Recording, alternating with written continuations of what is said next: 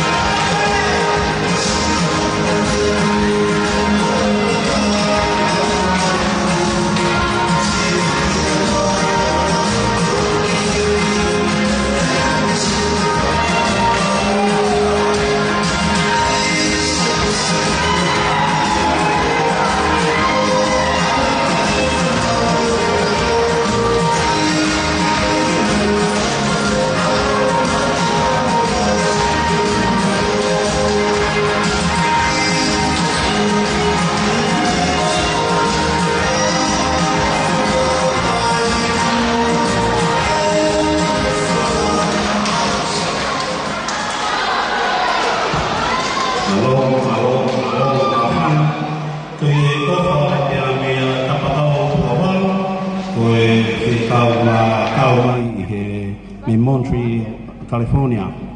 Koe o wha koe pangai tahawhi, koe whafufunga i mai pe hono tokou hono sister ko Lesieli tu avao likiliki, pia mohono ofefine ko Rachel Vienna tu avao. Koe ofa ia pia me Amerika malo abito tapau e ofa pia moe manat mai ki api malo. Malo, ngai talunga ko tapon mai ki he te pile, te mai whamiti mani mo tolu hoko atu. Koe talunga Christina Akimeta, pangai teau, ko tapon mai talunga Samuela Pongia, pangai teau. Koe tawalunga a Stanley Ofahulu, mele tonga Ululua, Aliflet Panuwe, pangai tolungiau. talunga ka tau te hina pule pa ngai tolung e au famili whakaosi ko Isleli Sosefo Sipiliano Ceslia Carolina pa ngai whangeau maloi ofa talunga nai pai aninai Hamelin Sekona moi family na feunga moi pa ngai tahafe ma tahaua maloi ofa tapun mai kita pilih taulunga paifikau tu kita feke mafi koi pangai wafe maloi ofa pokok kita taulunga hoko ni koi taulunga ya family mani mau pe tamah nafas maloi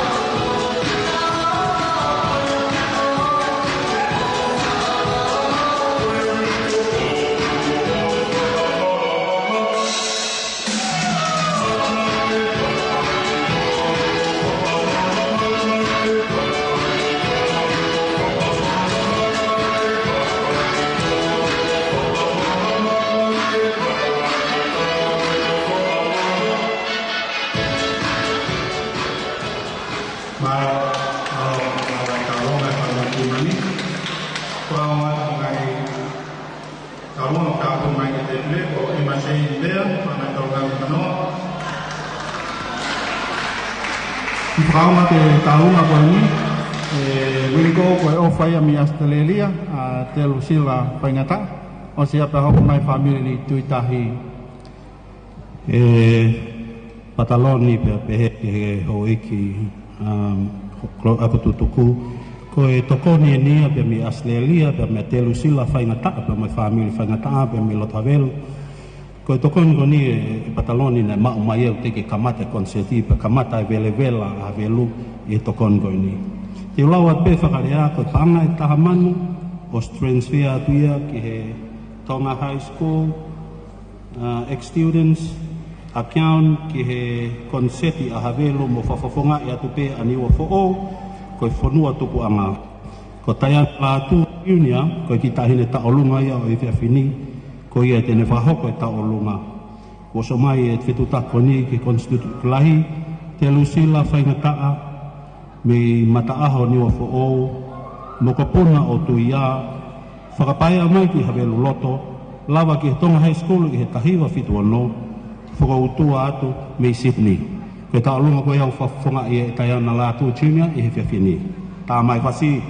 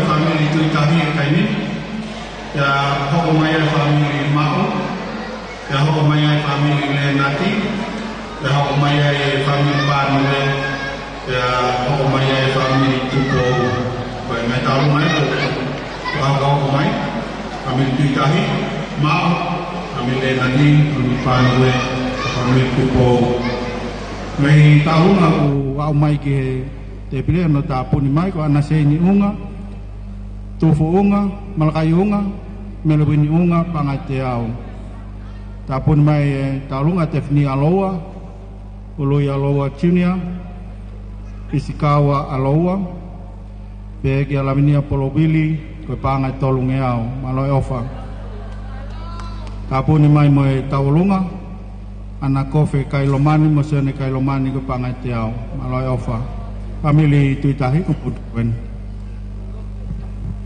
malo pe ko kole ke u faga he ngai tala o faki ko faga ho ko atu me e feito uni ka o faga ho ko atu ai ta olunga ai faga mo ko puna o si iwa mo lavinia tuitahi hange ko embe anai ta vet kia e tangata eki ai kimbotu ako enda ne faile ya faga fe ilo aki mahalo tapu pe ambo ko e fela kepa mahana ke lave iloa e ho okui te de faka afe e family ta kai osi ko to me family ki haveluni kai ke ko e fanga boko puna e ni osi wa mo laminia tu itahi de nau si lava atu ki he tonga high school kamata pe ia he tangata e ki ko na ne faile faka fe ilo aki kamenga tu itahi tahi wa no taha seluai ale ota tahafe tahiwa no walu ko to ta ko ni ko ke loto ya ke ai ngai faka ilonga ki ai ka te ai at pe e au ko hinga he ko fu ai ai ta sa reverend to ke ta sa ya tu itahi tahiwa fitaha le po ame tu itahi tahiwa fitua sami wela e tu ate tu itahi tahiwa fitfa mere folau tu itahi tahiwa fituono kamperi ta afa tu itahi tahiwa fitual sinalele tu itahi vani tahiwa fitual mele lavinia tu itahi uafe lupeni ufilangi tahiwa hivanoa paunine ve tu tahiwa hivaua nunia kisla langi tahiwa hivatolu sunia mafile ovake tahiwa valfa matelieta na wake tahiwa hivanoa tafoki tu wake watwei tahiwa valuhiva monua lotse ini velofia uafe pe akoia pe eni tenefai atu enua ai fafofonga oe tunga fine matu aneri ake maka ko fere unga ya mo vai ko kana ulere mai o fai fatongia ke fela kepa ka mo fe ngai ke o ke ako i have loto malo apito tua o fat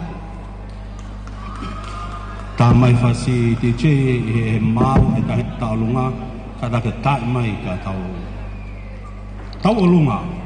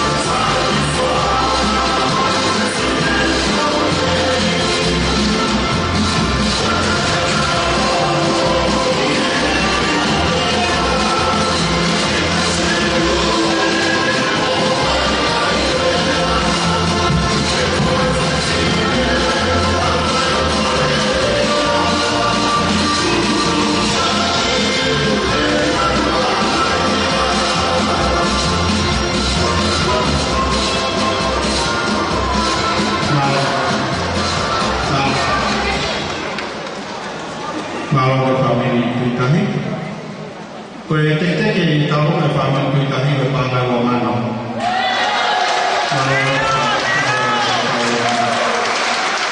Kamu luar dengan family. Kau berkata yang itu dia kau baik-baik kan, kau si kau baik semua. Kau faham nak dan naik. Kiki humai mo family tu tone timing. Wiwi kau baik-baik kan, kenau fokiat. Pakahiri apa hiu humai family tupo, ko Amelia tupo.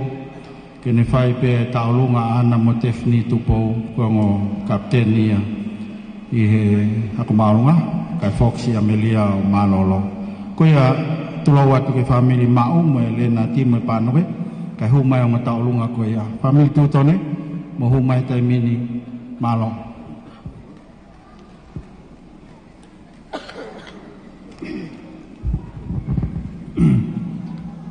ko le pedi o fanga kota o solo di akama ke mo tu ko ni fawat agi taulunga ko fana mo faka mo puna utele mo fina tu ton aya ba ka ko ristu tu weni ya ka mari ma toga sendila tu ton toka rian tu ton toka ana tu ton toka saya tu ton toka sendila tu ton toka fina tu ton chilia salote tu ton ata Walau tu tone mo unga, Marisa hupeti, tuala kitau, Herta hupeti, Linda hupeti, Steslin hupeti, Robert hupeti, Mahina tu tone, Meso tu tone, Paya tau ki urea, Whakanawa tu unga, Sione tu unga, Konyonia tu unga, O kua whakateteki aki,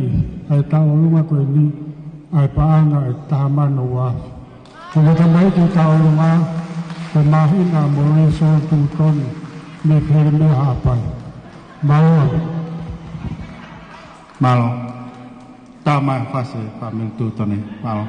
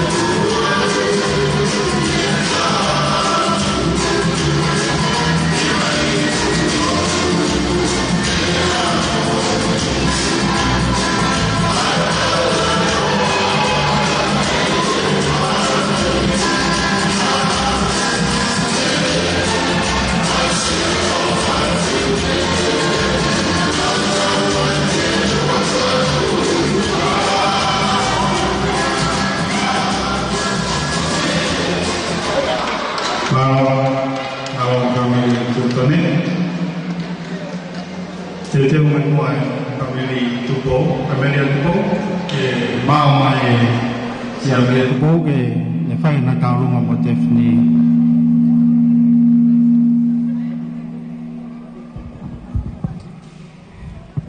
Fatulawat pegau kole ke hufanga itala fatap kakato ni kamata ka pulo kalamani ka tamua ke fakahokot aki fononga maulalo ko eni talong behewi ke kuo osi mo mawe tala me ho eksea mo komiti tutuku e paini mutu paintu uwa Pea mo ikai ke lava ha mālolo.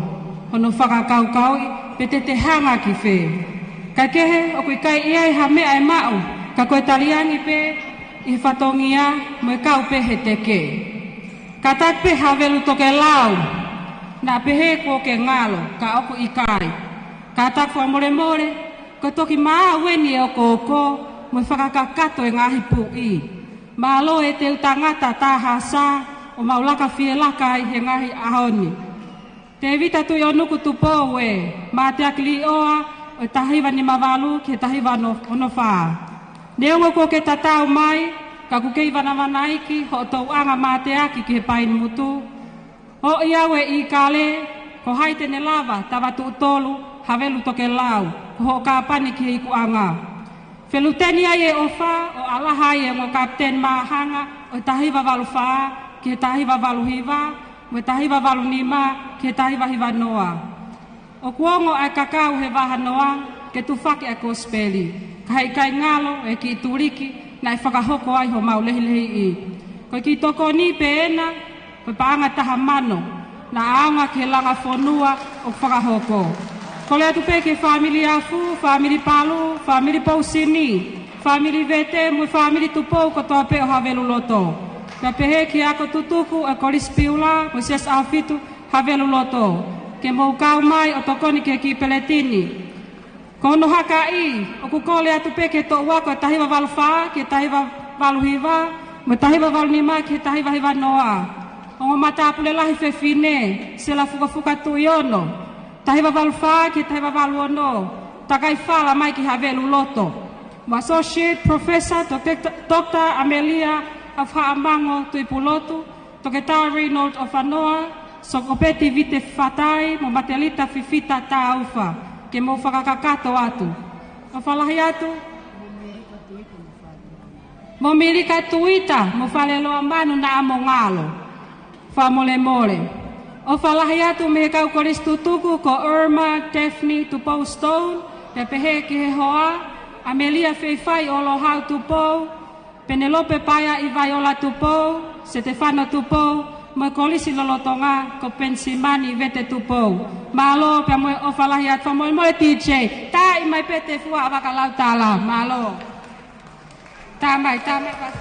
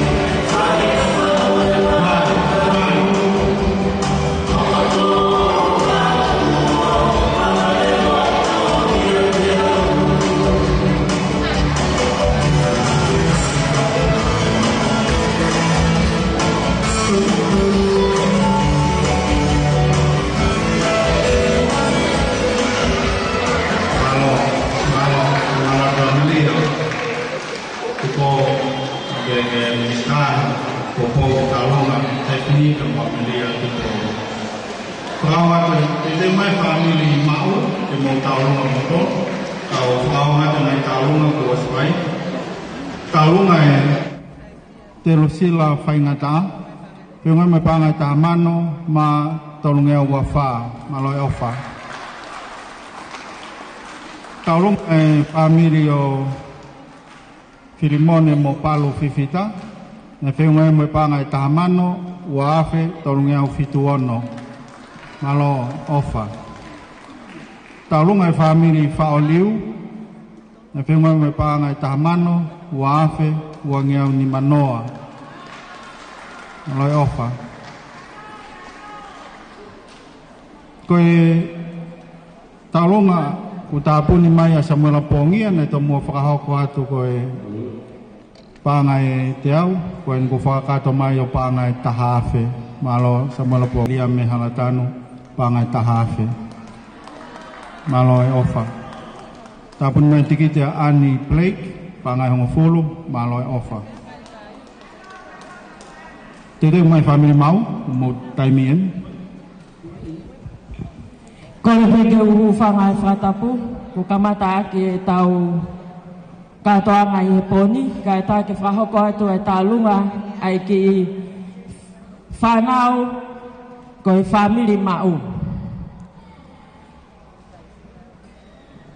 Ko e taualunga eni, a toketa Eliesa tonga mau, ko e mawhita e uloafi, pa mo e takso e tonga high school e wafe hongofulu, kau ke ai mo Pauline he moana mau, kau ke ai mo Mosese mau, te vita tua ki pulotu mau, peni tonga mau, mo Maria Sita Ali mau, pea mo Saula Filipe mau Junior. Kau ke ai mo e pure ako koene korista i lulu, te vita afi me mo unga mau, na e ta ofi longoa ape ia, i e tonga high school, he taha hiva walu ngofulu tupu, hiva ngofulu tupu, ta ofi longoa. Kau ke ai mo e ki fine motu a koe ni o ku whakahoha a, taisia mau, ta ofi longoa a moia, i e tonga high school, uafe mafitu, ke uafe taha hiva.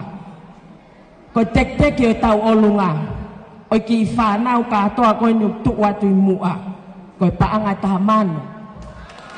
Ka kokore atu, TJ, ta i mai fasi, ai mai foi fasi ko ku vave, miniti pe ua, os.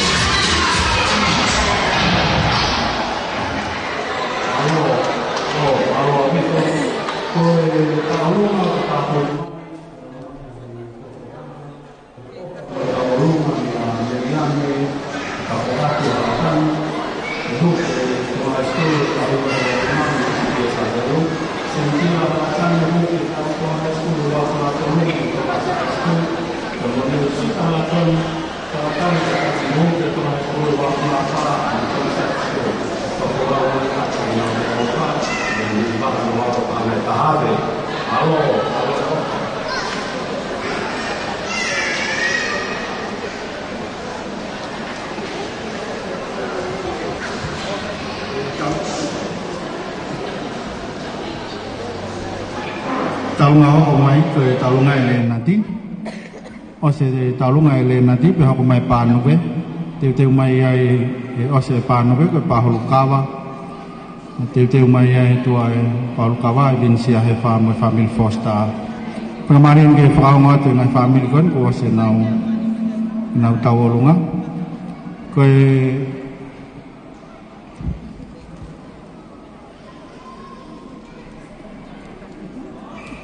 family titahi nau tawolunga mo pa ngai wa mano ma tolnga wa lima alunga family timani ke pa ngai wa fe ma anonima malai ofa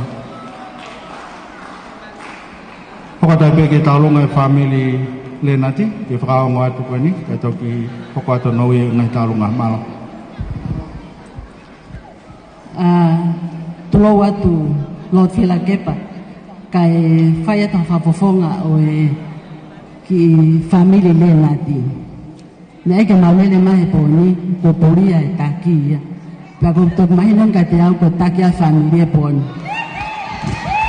ya ko fa ha ka pe ai hingo ko olisi semis le nati steve le nati timote le nati vai moana le nati havili rensi le nati Petiola le nati, Melmoala le nati, Piawa tupola, Sela fatai scalo sinia, Sela fatai junior, Sokopeti vite scalo, Le son fatai, Mosesiwa sikalo. Aya ku kiteke kita lunga, Pangai faafe. Koe, fainga koe ni meimur, Lisi, Okunau ke lockdown ya, nau toka taha ki kaha uo whakakato mai mau seliki. Malo.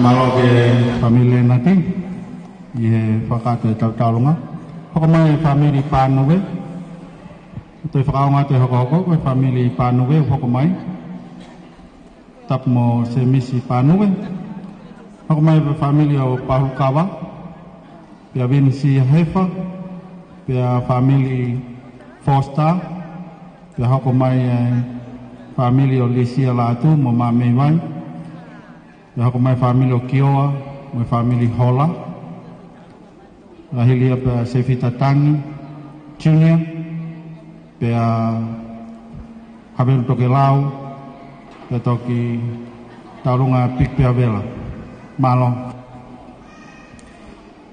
ambil panu ke como mien.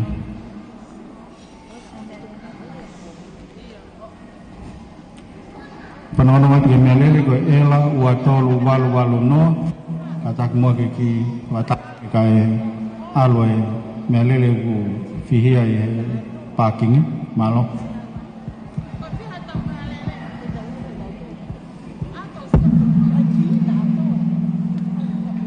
Whakatapu atu ki eki no pere Whila Kepa, Lady Whila Kepa. Eki minista ko mo ako ngawe, ka koe pare steni ako tutuku api maalunga o tonga, hua kawa meriku. Tulo watu, kai whakahoko atu eki manato merie, tu ani me he whamiri panuwe me havelu loto. Koe manat merie ki he ongo tamai koe ni, me tui sela panuwe, kalas paionia tahiwa whawhitu, kone pekia, siona tapi panuwe, kalas e tahiwa nimenima, kone pekia. Koe whanawa me tui na mui ai ki whaai mata, ko Dr. Mona Lisa panuwe punivalu, me hamoa, Fedek panuwe, ko pekia, kalau lain me tupo holonga panuwe, me sene astereria.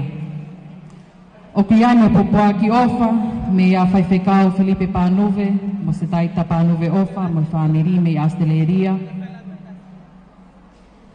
Ko tapi panuwe, nai mauhoa pe ki ana tupo moniati, me have loto, pe iae na whanau e toko tolu, na naui api ako maalunga, o tonga. Juliet panuwe, kalasi o tahiwa, hiwa ono, senis panuwe, kalasi o tahiwa, fitu, tapu wakai panuwe, kalasi o tahiwa, fitu ono. Hua kawa meiriku, oku whakamanatu atu e tapu, koe talo pe eni, ai sila e nau kalasi, he tahiwa walua, o teki to e sila ai tihi akapulu first 15 ai ape aku malunga tonga o wa o mai ki hea honi.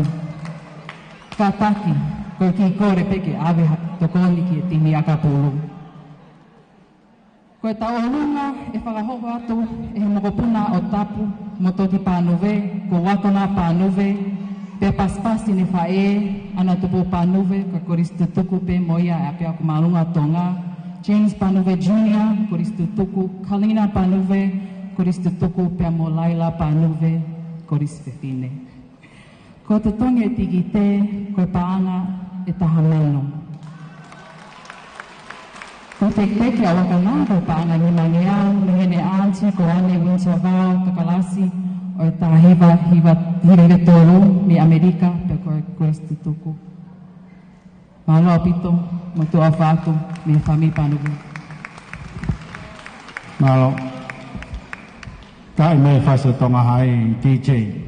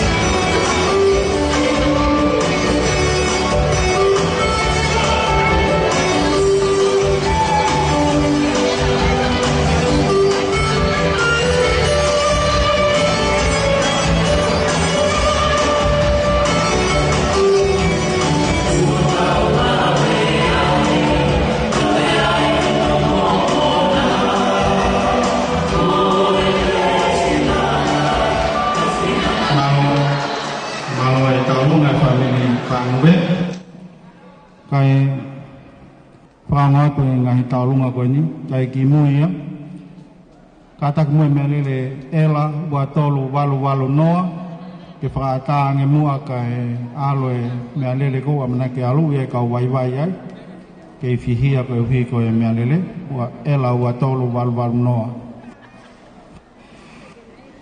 ko ngai taulunga ta puni mai ko mele ofa hello tu mano pangateau Fredrik sabe mo kalolaine sabe pangai wangiau Fipe kawa pangateau maloe ofa maloe foa ko ke fifita mo kaleine fifita netane fifita taina fifita sosiana fifita pangataf mangiau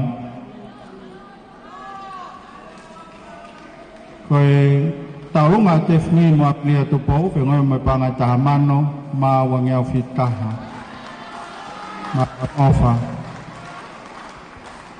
ko eleno mahe mo siu matangi mo paintu alie tapun mai pak tolngeau maloi ofa mai moanga mo lu isalatu pangani mangiau maloi ofa mafuai fangauta so saya wanisi tapun panga ewa afe maloi ofa nabika tu wai wanisi me fayako ko lavenia ahokovi mano pangai maloi ofa ko taunga hoko mai ko ni ko family of anoa mo katak mai family of anoa katak mo ngai ai family ne amana ke mai ni ko mai family of anoa ko hi ko kau malolo kenau malolo tete mai family of anoa pawiata ke of kau mau taulunga kahili family of anoa pe family of pahukawa pe family Vincia Hefa pe family Foster pe Lisia latu mama mewai pe ko mai family Kioa mo family Hola ili pe kau ngate taulunga family Manopangai Whakahoko e taimini hoko mai family of anoa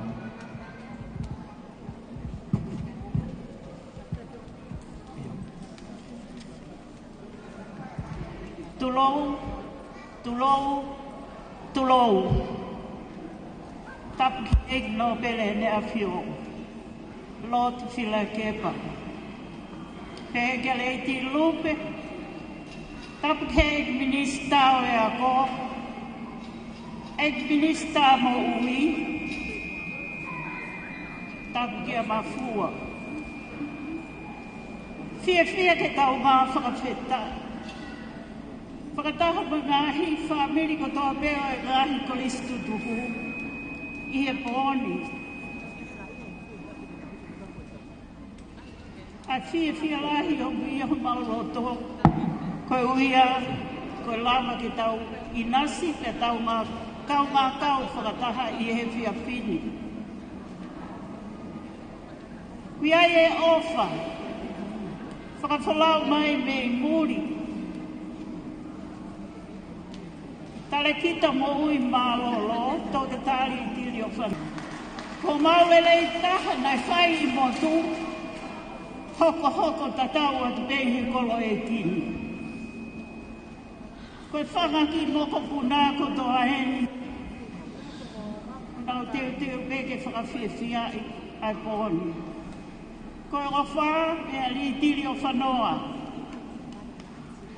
malakai o whanoa tupou taise o whanoa ana lata o whanoa mai lau kulisi o whanoa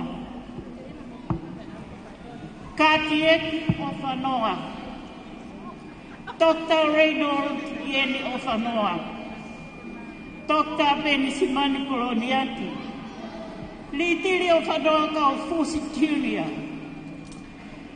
Pea moe ki motua na e ave holope e whai he pulea ko malolo ko lātu o maulea o e whakalahia o e whanau. Kau kolis tutuku Ikai hamea ma family masiva ni whao. Ka koe loto pe o fie mau. Ko teki o e whanga ki moko punani. Ko paanga e tolumano.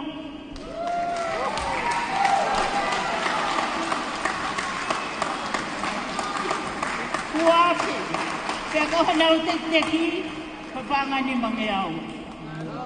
Moi ofa lahia tu au pito ke teki motor, tu au whātu. Yo.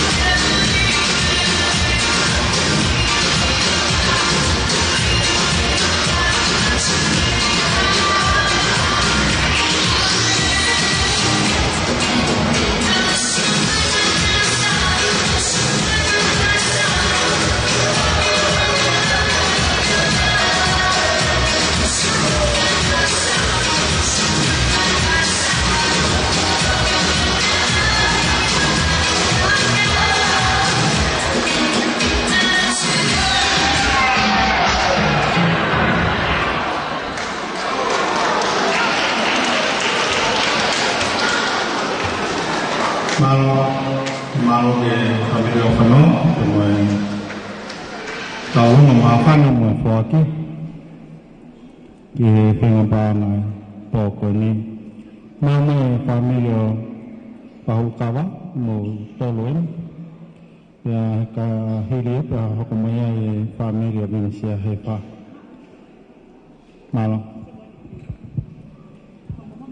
Kolepe ke ufanga fatapu kai hawa kere va kita alunga kondi. Ko ta alunga ia ai fanau apa hulukava mo fanga mogopuna o pa hulukava. Ai kuyai a Elioti kava safi sinauteni a folani hakaumoto savelinga hoko faoliu sela hakaumoto ilaisane tupou hifo tupou. Ko teki ki ta alunga masivani ko ki paanga pe etoluaf. Ta imai mo haki festival. Wow. Yeah.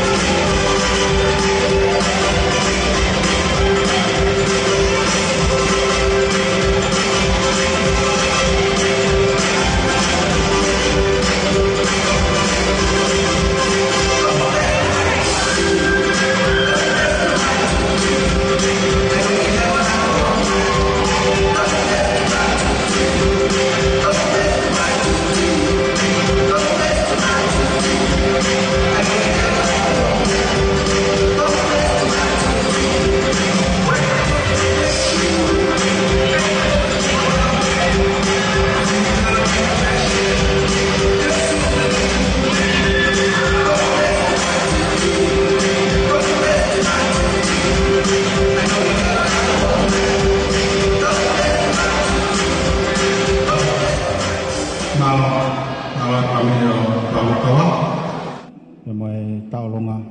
Ke prana te ngai taulunga ko ni. Ke taulunga ngai tapun mai ofa petelo telefoni ke pangai taha afe. Nalo ofa. Mele sirika ngahe, seluwaya ngahe, kelen tebau, setelah kita bau, sesika fei liki-liki ke pangai wafe. Nalo ofa, kesian tu na fayako, nama kafatolu, naulani kafatolu, Josefa kafatolu, Christine kafatolu, Maunga kafatolu Cina, Selai kafatolu siulua, Mohale siulua, kaya pangai wafe, malai ofa. Kaya hukumai ini ke talunga hukumai ini ke family Hefa, aku Prana hinga binsia Hefa, kone pekia, ana Hefa, Palo, mo ewaleti Hefa. Tete mai talunga, ose family koni, pia lisia latu, memami wai.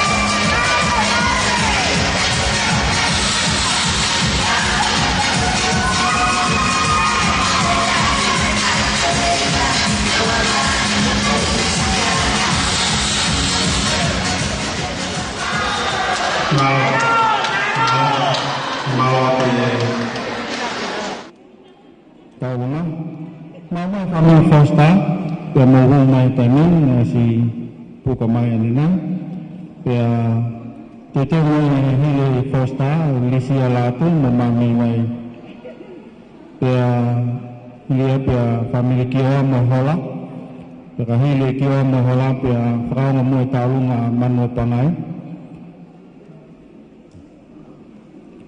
nama family Fosta itu ni, yang mau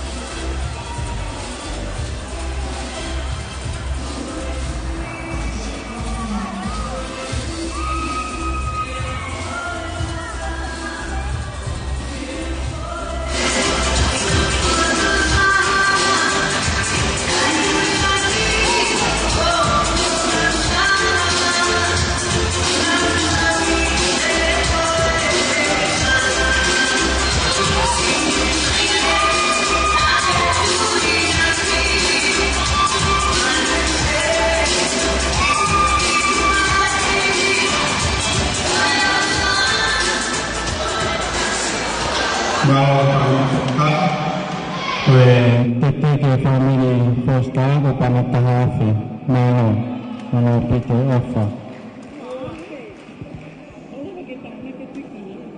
Koe Pakamai koe family O Lisia Lato Mamami vai Tete mai family o Kio Mo family hola O kahili family o Lisia Lato Mamami vai Pea Kahili family Kio Mo hola Pea whakao ngamu e manu pangai e nau tawalunga.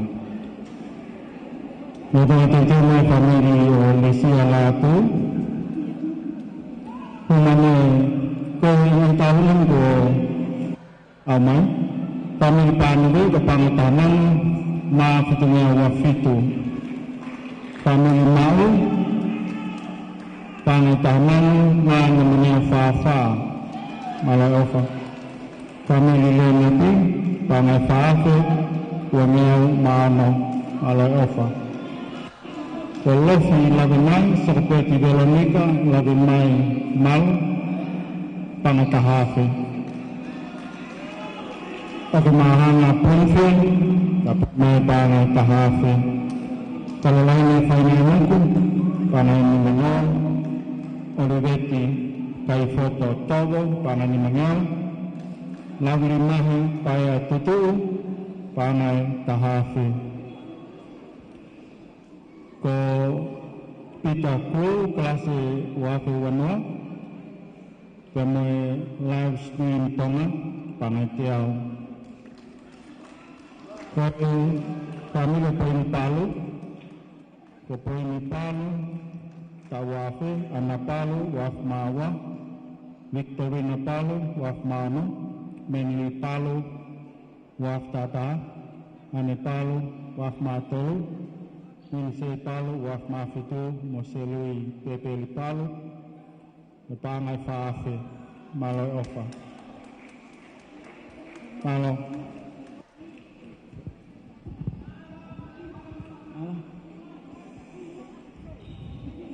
Tulo watu pia moe kele eki kai o maafo ki ai igno pele ai ne afio igno pele fiela kepa mo lady fiela kepa ho eki minister o e kabineti Palestina o e kautaha ko tutuku pe tulo watu pe mo ha ofangani kai ha watu e ki popao me hengi ni o falanga mo maka ko fele unga Koe uhi, ko te vita ma mei vai la tu. Ko more pe, hau eiki no pele. Kai whai atu mua e whakananiwi koe ni. Koe kolo atu pua, oi hala manga ono. Ai kau la ma na angalo. Koe pupuru mo kau, tapo angihe mo hao whanga. Koe kolo atu kaholo ia, oi hala manga ono. Kai ki hame ai mo ua. Hange koe lau ko maule sisita. I havelu ye paini tu ua. Piak mau kawai he lau, mo lau he kau i he ahon. Kai ki hame ai mo ua. Koe whakananiwi pe. Whawheta ye mau koloa. Maule pai i tonga eiki. O hoko ato ai tari patongia. Ki hau eiki no pele mo e whale o haa moe ofo. Mau lava mai mo Luciane tapo eluelu mo kai ngau foto ai lama ko toape lama i he holo fale masiva ko mo tai mien la kai fok na fai ho mo wanga te foki ki he maka ko fele unga ko mo tai mien ko e kai nga mo nga ne tu ko pe ke u ginu manga ta hiau he ko ku patong ia ia ko tarian ko e fefine tau olunga ko Virginia la tu ko e lahi tahaya i he o fefine o fang mana la tu ko ne pekia a fang mana la tu sinia kai ma po ke alisia la tu ya ye mana tu ofa ko hi ko yo ngo fang mana a fang mana la tu senior mo fang mana la tu junior Hekai ke ngaloi ko listonga ko mau kakala tau lewa he ko awe tumutumu ai paini mutu ko ia ia hei lala ki li toto ko ia ko e kainga ko tope tukmo ke fai atu ai ki fia ko ini ko e sei o e pulu mokau ko ki panga pe taha tanaki ki ai mo noa tanaki ki ai mo noa pe mo noa ya ko toi ha le vai ko ki sei ia ai otu pulu mokau ko ni otu ko ye pangai ko ne mau pe heilala ki litoto pe ata mai kai pana foto ai pamana maui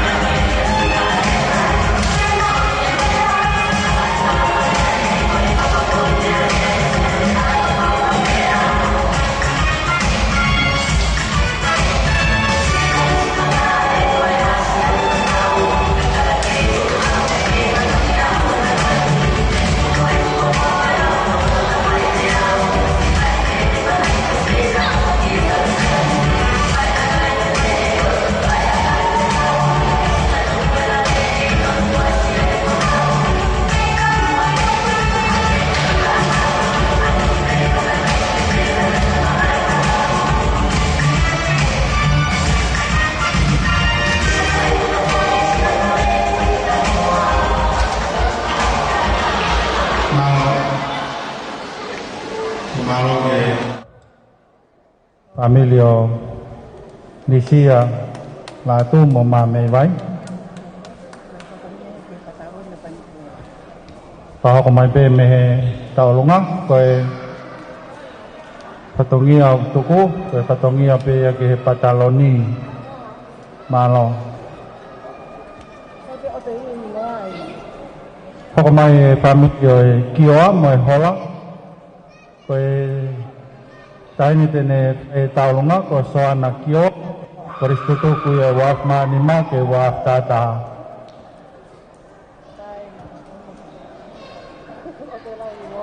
malo mau bebetan manufasa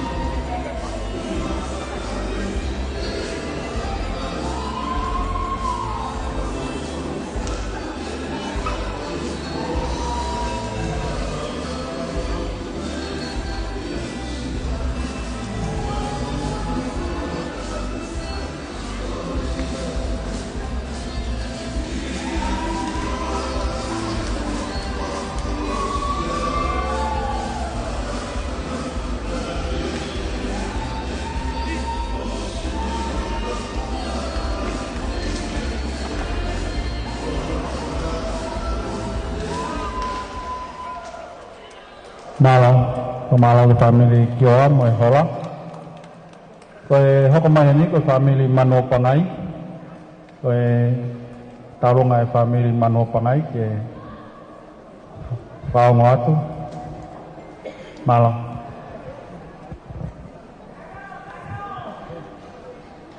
Malo pigi pevela ko kole ke ufanga nga fatap ko sa mga paki kay pahapa te kita alunga no hoko. Fatulo watu no pele pela kepa, pe mo kolistu tuku pa mutu, pa uwa.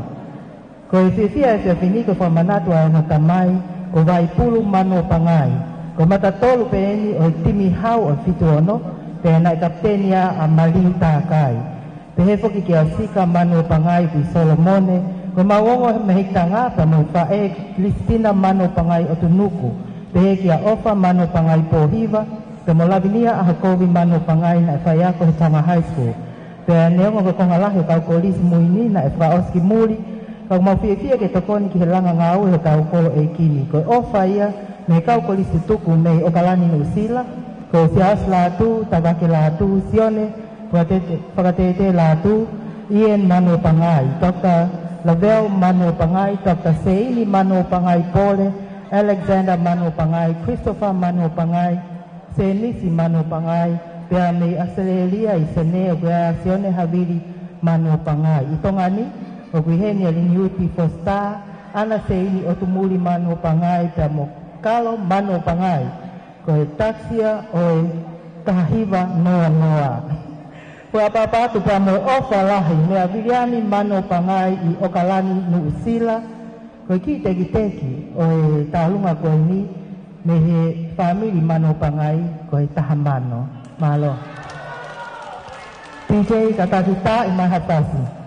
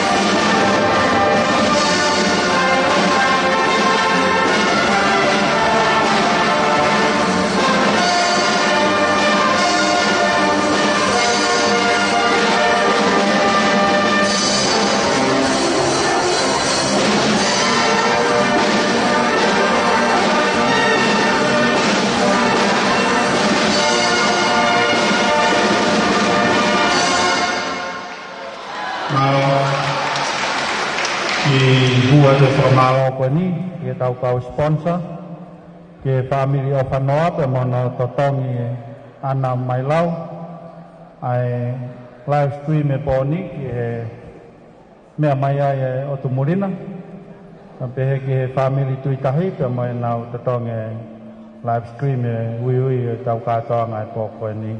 Tau ngai family of Anoa, ne pe ngai mai pāngai tolu mano, ua ape fitunge au ki wa tolu. Aloi ofa. Tabu ngai family kawa, pangai toluase, te au walufitu.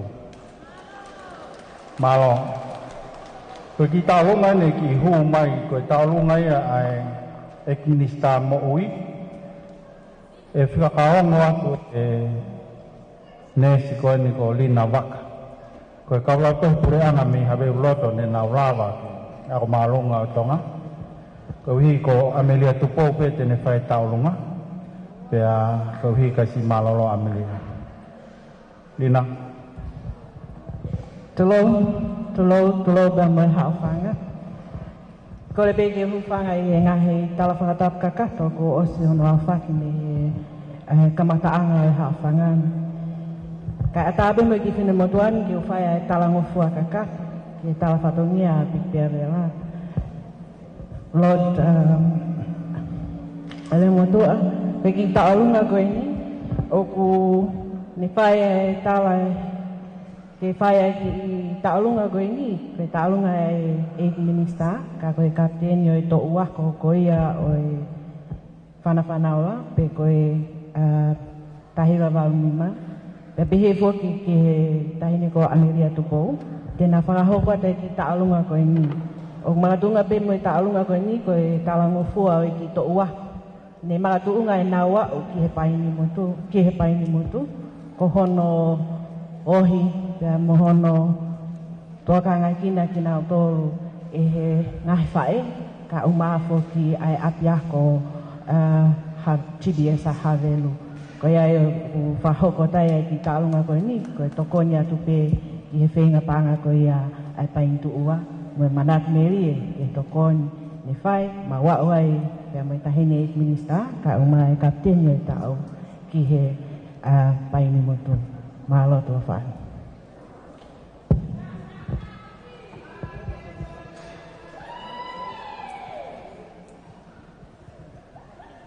Pāngai ni mawhi, e te keke toa ko whanawhanaura.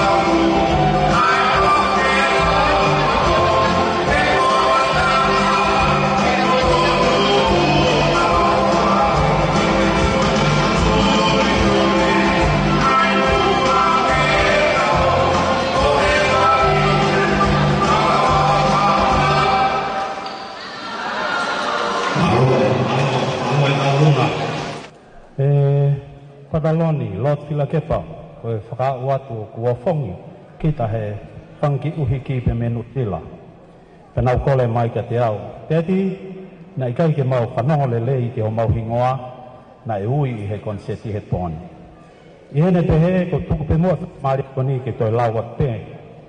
ko Pensimani Anthony Fauliu, Carl Michael Fauliu, Mosiah Solomone Fauliu, Sylvia Jessica Fauliu, George Hilliard Fauliu, pia mo Angelica Cariso Diana Fauliu. Ko mo ko na ia pataloni. Na ko re mai. To tana ke te panga ni mafe ki he taolunga ai Fauliu pe lava te tone. Malo.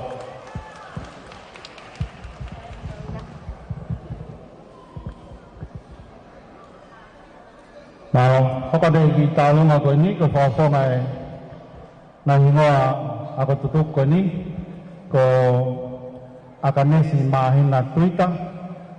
So saya lakai loma-loma Twitter. O tangi haele Twitter. Ko henele tau-talanoa Twitter. Ane fine na kakala Twitter. Pea mo pia vela.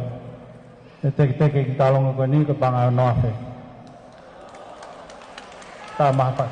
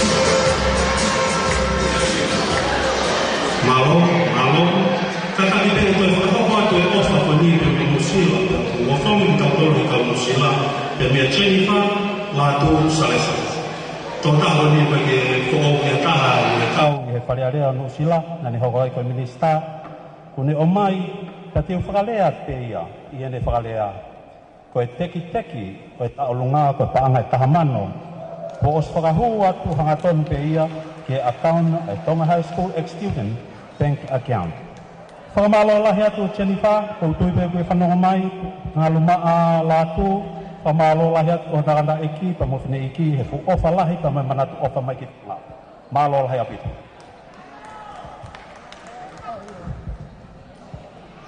Malo, talo na family Foster, puno pa nga wafe matol fitu, malo ofa. Talo na family Hefa, pa nga wafe, wangyaw mawalo, malo ofa. The family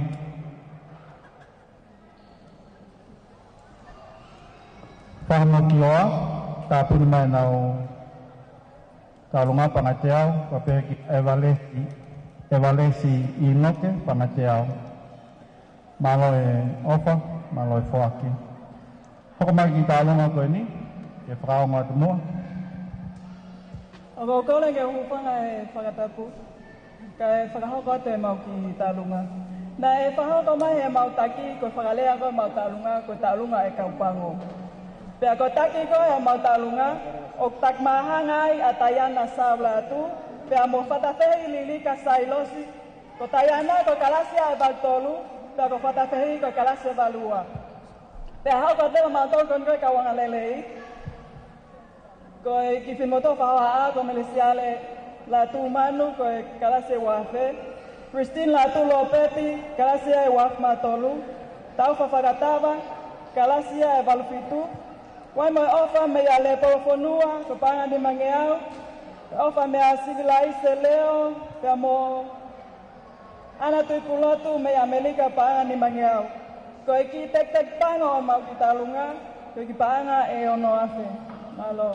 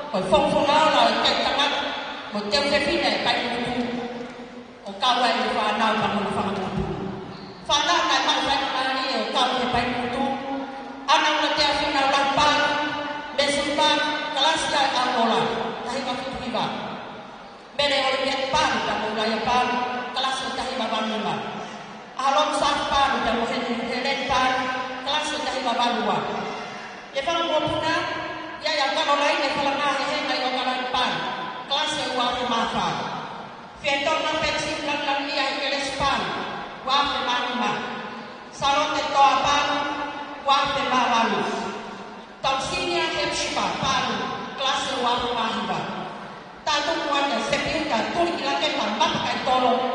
e wakafa. Pake presiden, tamai pure. Oya ko tutu utong high school ko to. Famon mo rea. Om kakapa o ka to, ke katatawa e dele kola ya so mau family. Kamon dele ang taka sipe kaya. Koya mo tek-tek yo di bafara tua. Pagi pa ka pega taman. Dan orang ko to ang ila e lo fa e. Kamu sana ko pa ko pun na ka pega ope dan mo to mai ni. Ko to ta ke ka ho ko ta o ka poli. Waktu orang tua makan formal, mereka pacinya, malu itu. Gak ada yang cek kamarnya, kakak kita ada yang di hobi mobil. Ini tahu kita malu apa, ada yang fokus tiap. Kalau tahu kalau ada cek, kakak kita di mobil baru. Tapi kalau tak kita yang tak ada cek kita asal.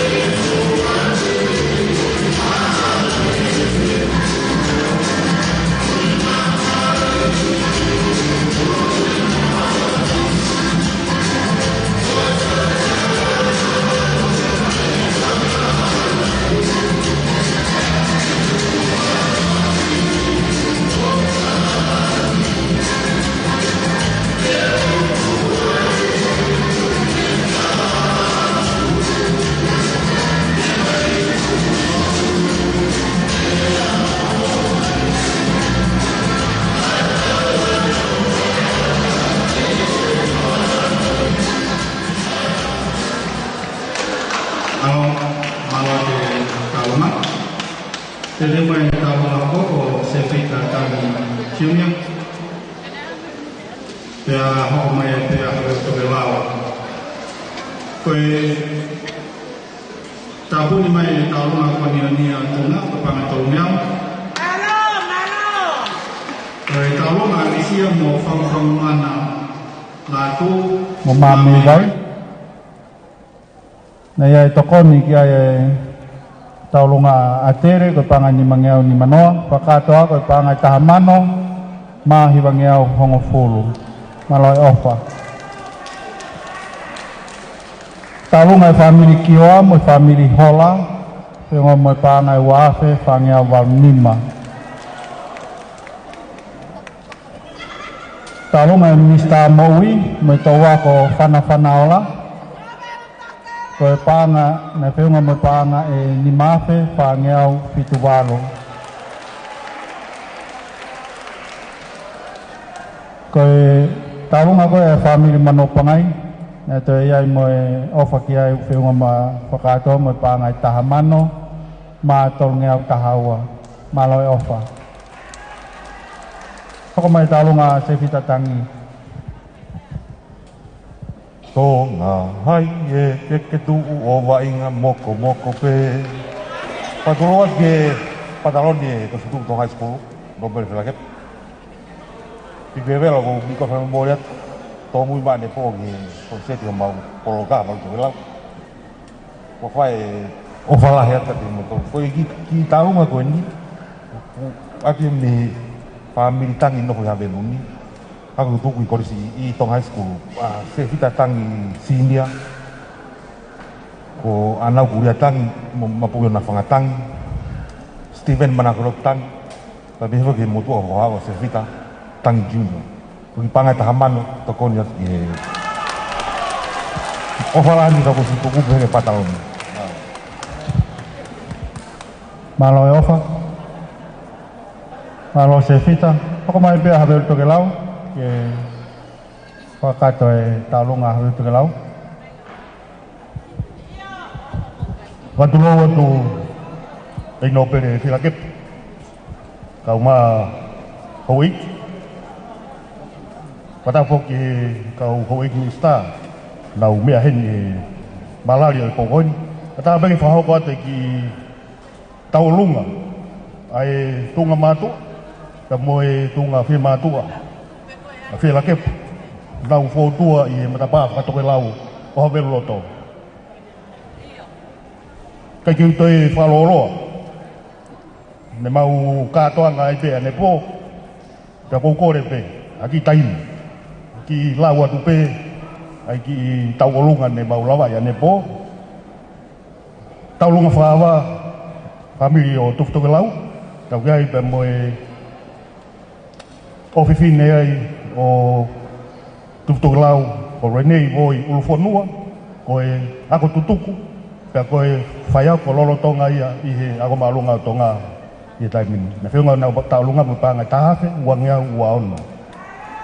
Famili o pita haunga, pe mo niul haunga mo famili haunga, nau taulunga na whiunga mo panga whaafe.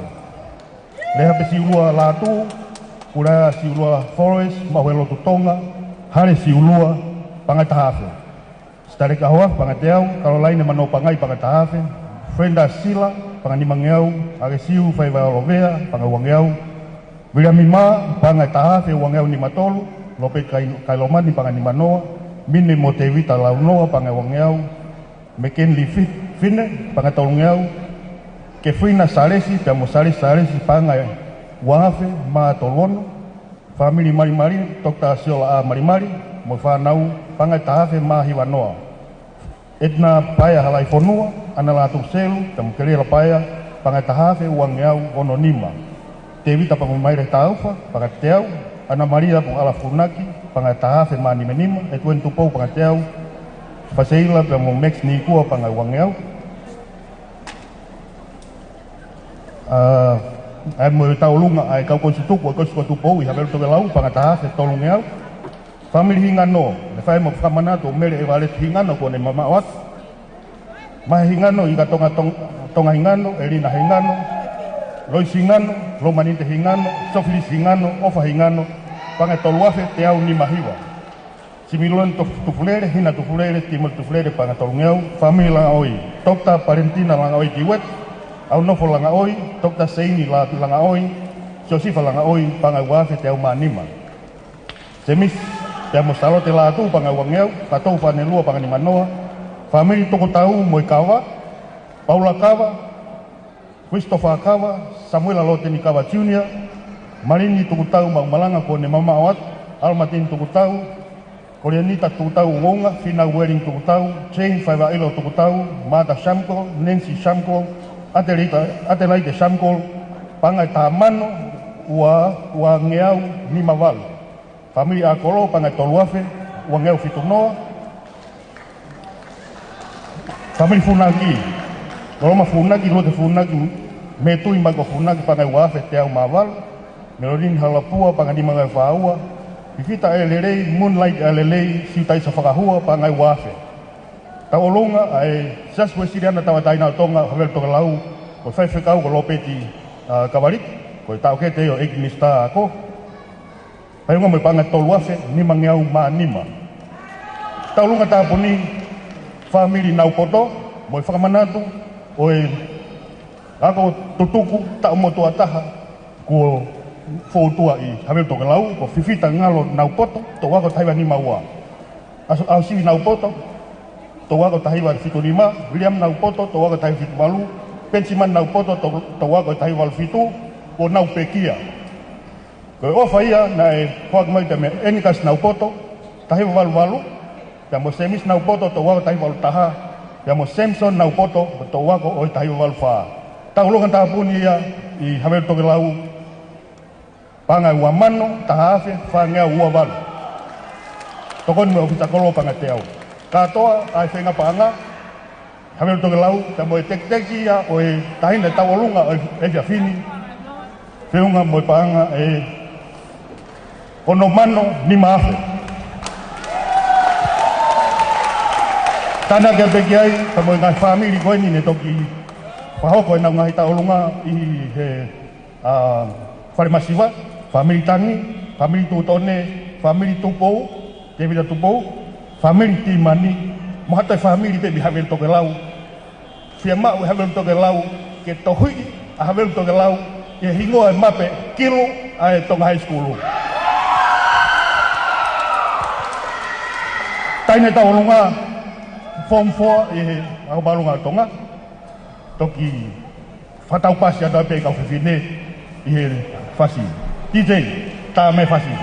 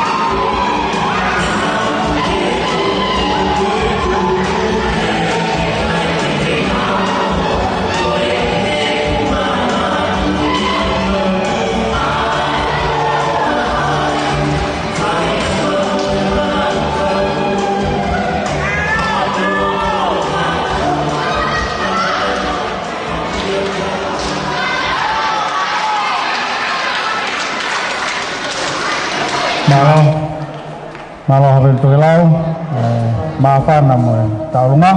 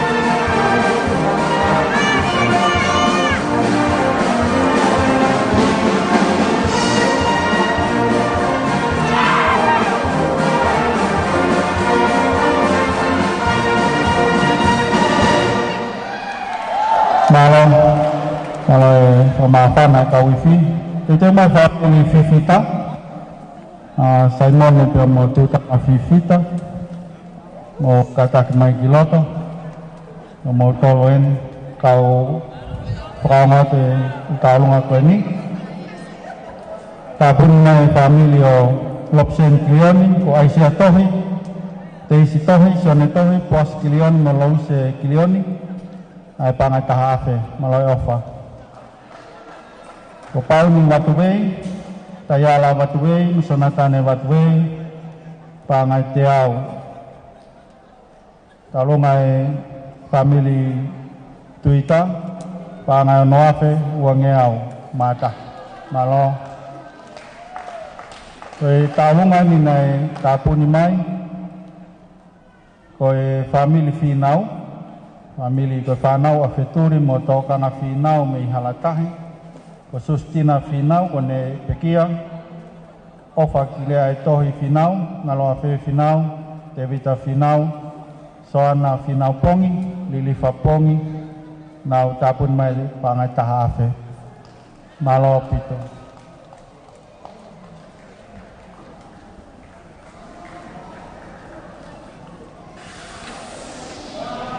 Koe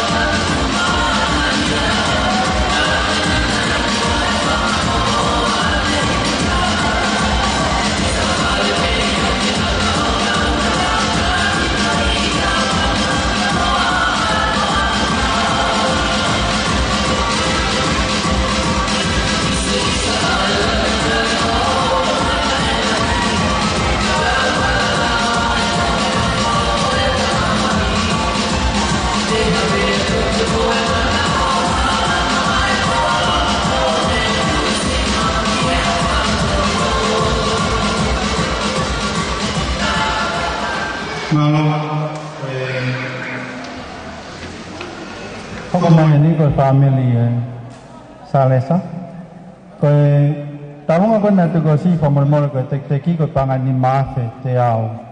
Koe praikik e talunga, whamoremore pe family. Koe Salamone mo Nika Fifita, Saimone mo Tutama Fifita, ko Lispesi mo Whanekienga mo Teisina, kau Koristutu koe family, Meliame Fifita Paya, se piuta Kanome Fifita, Santala noa Fifita na ui ko iti, Seini Mafi, Lute Fifita, Anamanu Fifita Finau, Pauriasi Fifita, mo Magdalena Fifita, koe whaya ko Totoko. Sosifa mo Tupou Fifita, Siuli, Devita Kupa mo Le Polo Fifita, Florina Kolopeaua, Kasanita Fifita Ahokawa, Ebewa Finau mo Lispes Fifita, Anafusi Finau, mo Mafi Kowi Fifita. Koe taulunga na tegosi, koe kau taulunga na whafongai, me tek koe pam. Tutuku hao ka meili ko mo tala fatongia.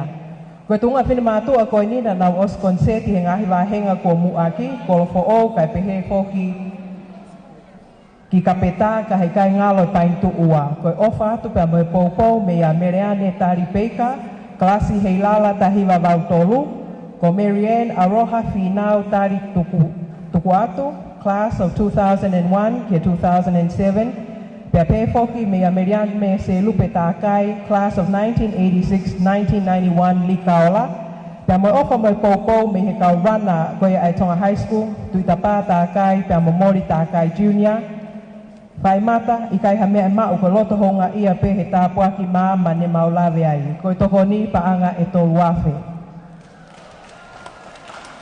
Fatua watu ai pe ko patongia hono ua ko ia he fiafini pe mo popo aki ofa pe me Honorable Jenny Salesa Salesa.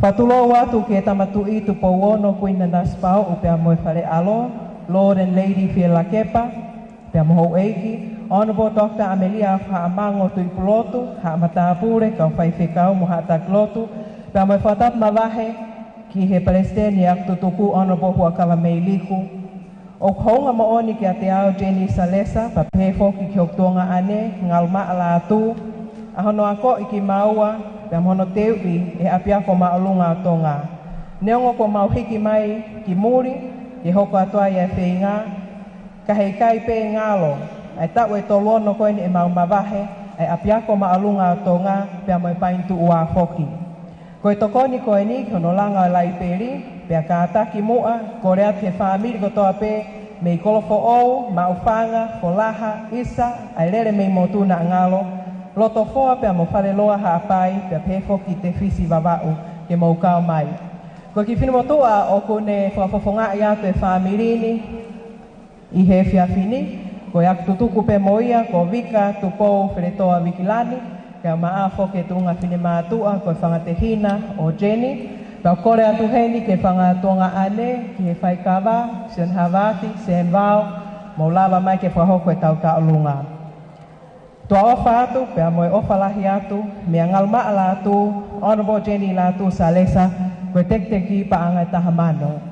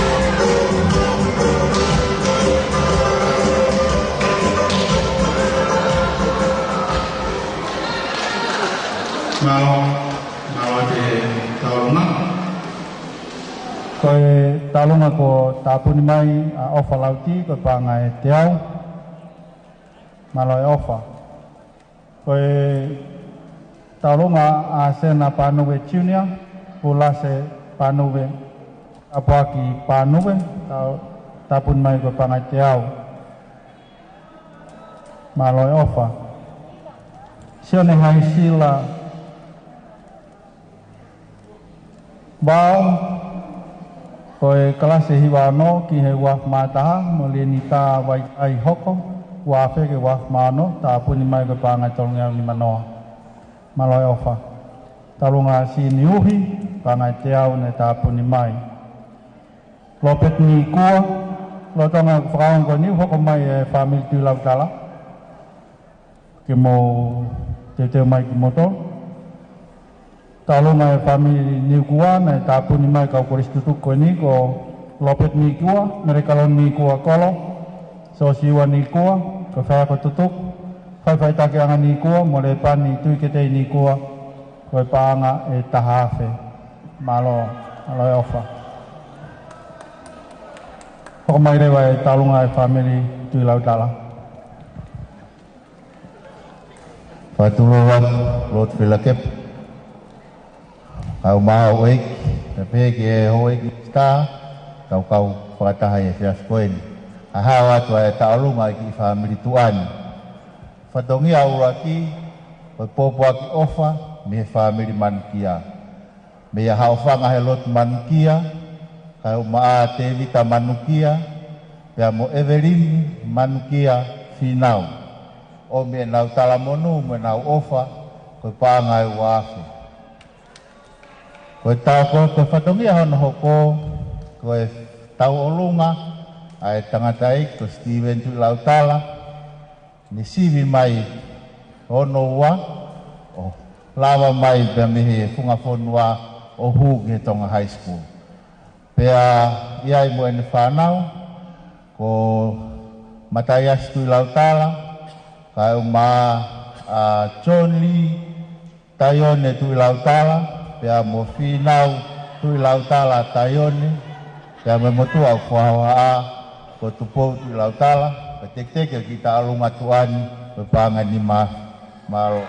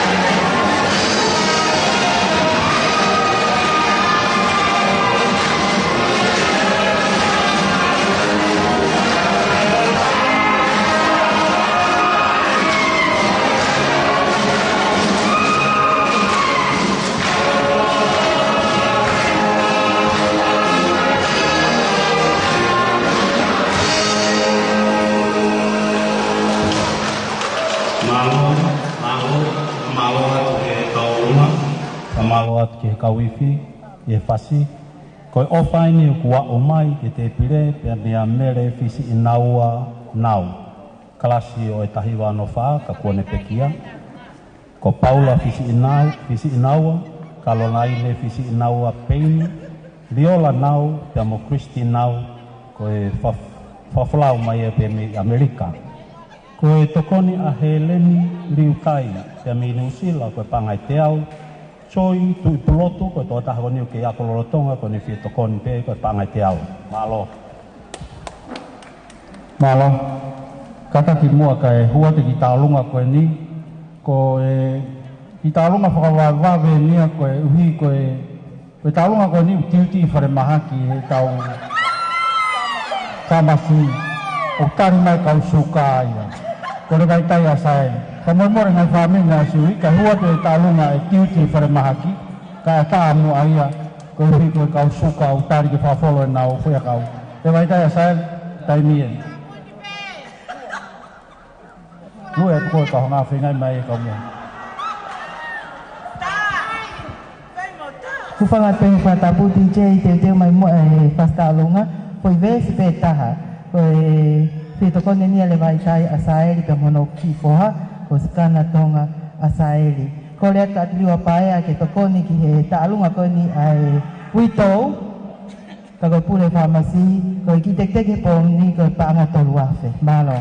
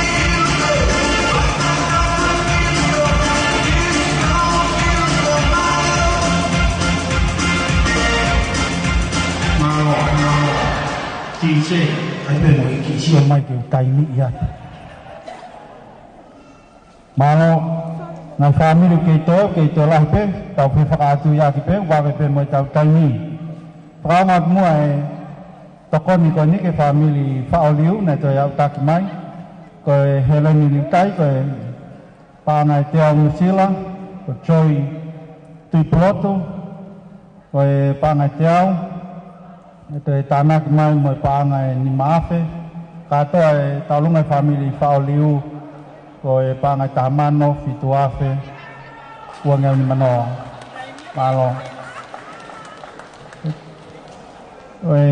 pana wa tevita mo lolohea niu tupui waha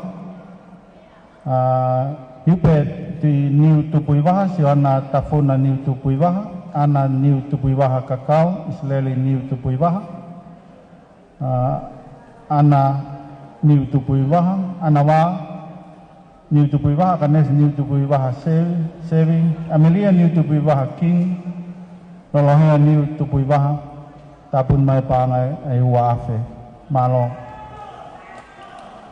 koe family ti tarimau hoko mai ko ni pete tiu mai a peta tupo mo amalani tua wao tupo ya hoko mai a pala afasi eki mo keasi tafea siahi mama family ti tarimau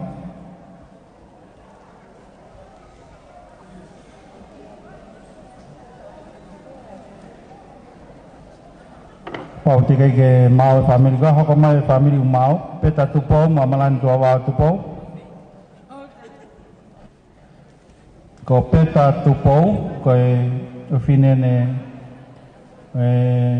sotia na os malolo ko Christmas tupou ai he high school he ta wa fang flu ke wa ta no ya mo amalani tua wa tupou ta tahi wa wa ta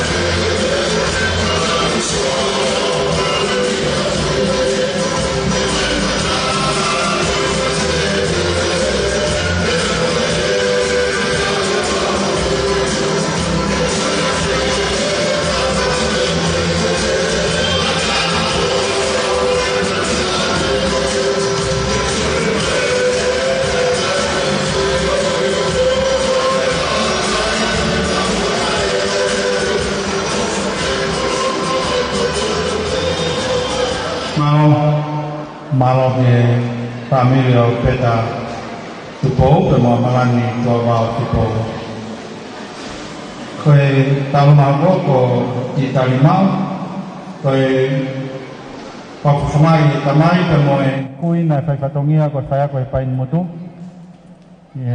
tau tahi fitfa taim no pepe hiki ke koristonga ya tele ko di talimau ko ne pekia mo makopuna ni tatua lo mai le mafi ko klase waf mafi tu ko waf tatolo ni tatua mafi na ya ene pangatamai mo ne panga mo tantai ki ka ko rismo ko sabla la mafi ko ne pegia klase tahi waon tolu so le mafi tau tahi wa fitua Steven Mafi o se tau tahi wa fitua lo pe tau tahi fitu hiwa e tau nai mo taina tofa mafi klase tahi fitu pafongai kata te kui mo fanga tamai ko ni itaulunga ko topo ke pataloni pain tua pain motu mo puna ko ni mo ofinen neta tua lo mai le mak klase wa maftu laloni kitaulunga ko pangatahafe to pakai ono fungani tama pia fase tahasa malo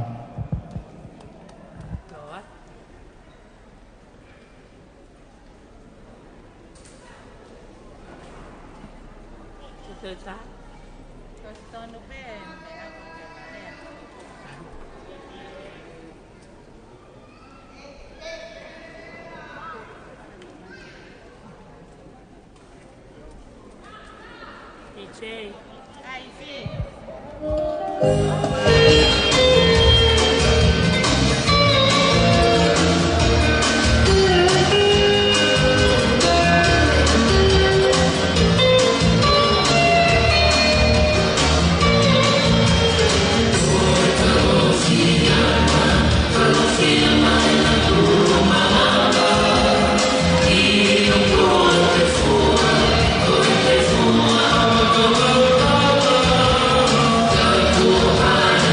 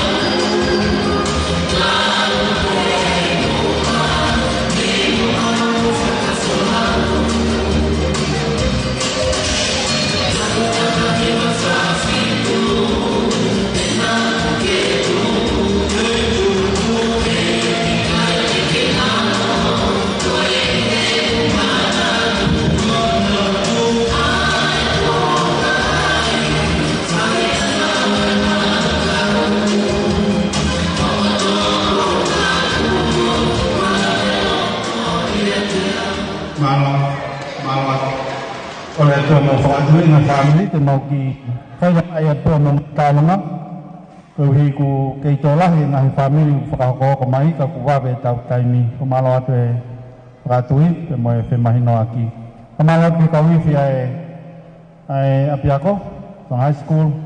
Nau puaki mai ka nau hoko atu toi mai e nau ngahi feituke nau whakato ke nau whatongia he pōni. Hoko mai e tālunga a pāla a pasieki, mo keasi ta whea isi ahi. Tālunga family Fifita, family Simon e Fifita, koe pā ni māwhe tolunge au fitu nima, mālo. Sakopeti a kawola no pistla a kawola ko pangai tahawhe. Tālunga hawel toke lau, no pangai ono mano, ono afe, uangea wau tolu. Malo e ofa, whakilah. Tālunga ono po chini sales, latu salesa. Pingo mo pangai tahamano, ma te au whaono. Alo.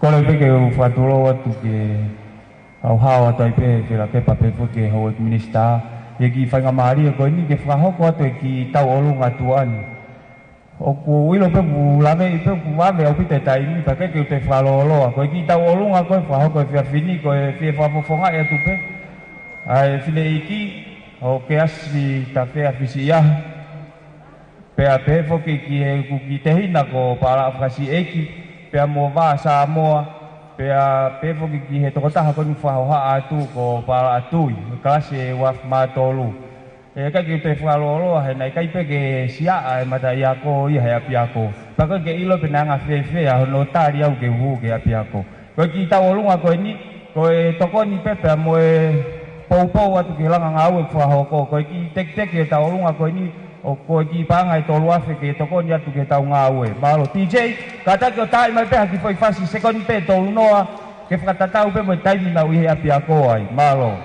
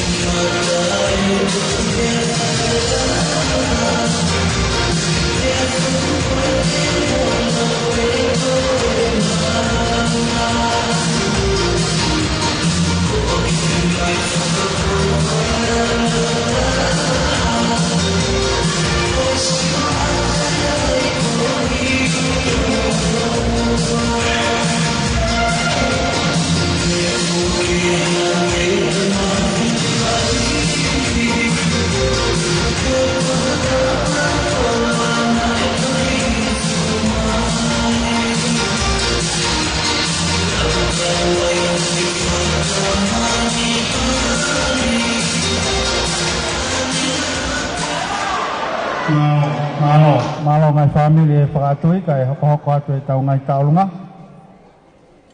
Hoko mai family Pele, mai family Pulu mo tolo ni ke taulunga. Pea te mai family Taufa. Pea hilia ai family Tuakoi, pea hilia pea family Taufa. Pea humaya ki taulunga Falamoe VS. Pea toki family Moniati. Malo.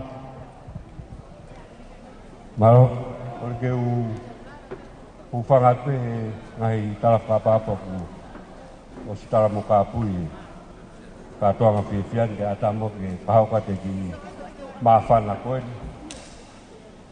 Whawhawho ngate ngai family koe ni kuna upu ape ngai fusaka tua mataka. O kui pe ko saf. Loto ki whamanatu kailonga ia ke ki talunga koe ni. Taha kau whaiang tutupu i ako malu ngā tonga kuoni pe kia o whai whikau te vita moala kantoni. Ka pehe ki he kau ako tutupu koeni ka whanau a ofa mo kupunu pulu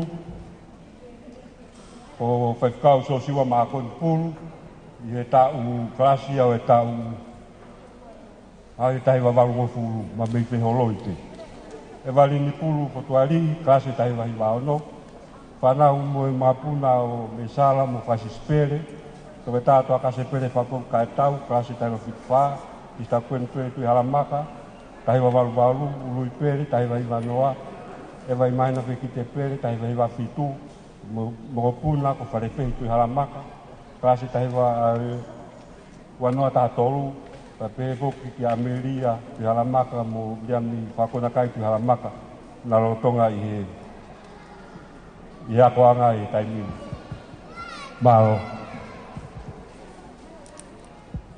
Ta matau fasi. Tai. E vai tai.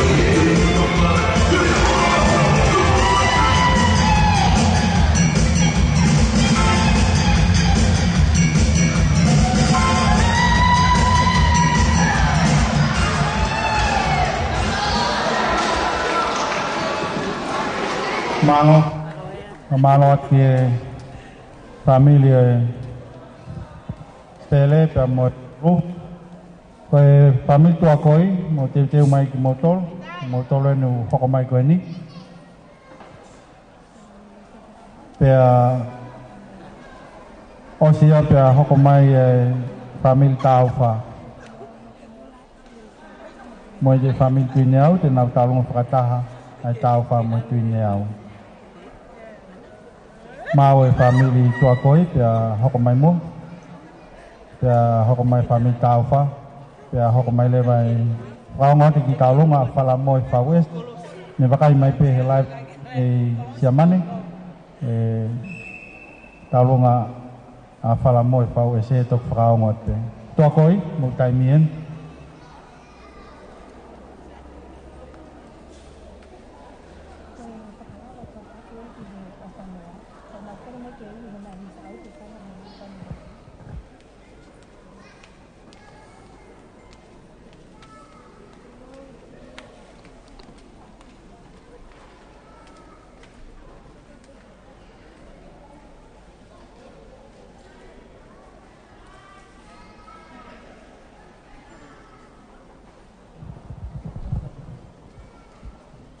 Patuloa ko lagi hufai fatap ko siau fakia tu kai atake prao te ki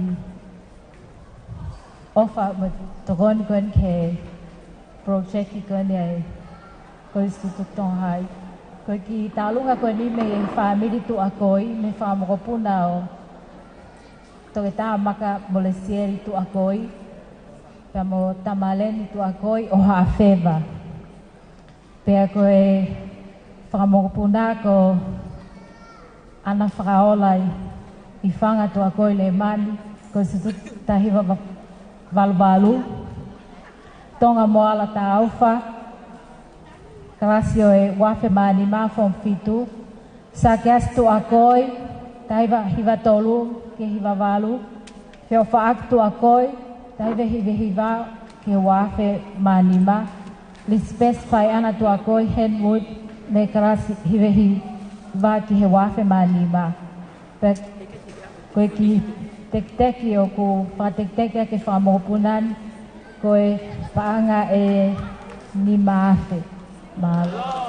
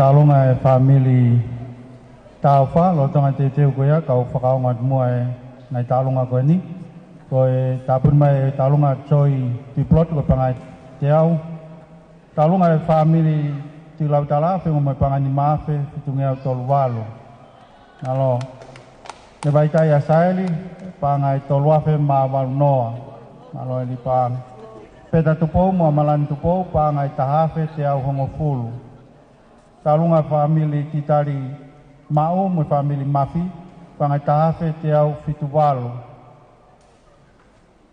ko talunga taiman tupoto happy tupoto final reset talayon hat leseri tupowa nu final pangai wafe malo manatu ai pekia ka ko faya ko mali po paunga ako kelas taiwan no fitu pangatahafe malo pito mau mai family taufa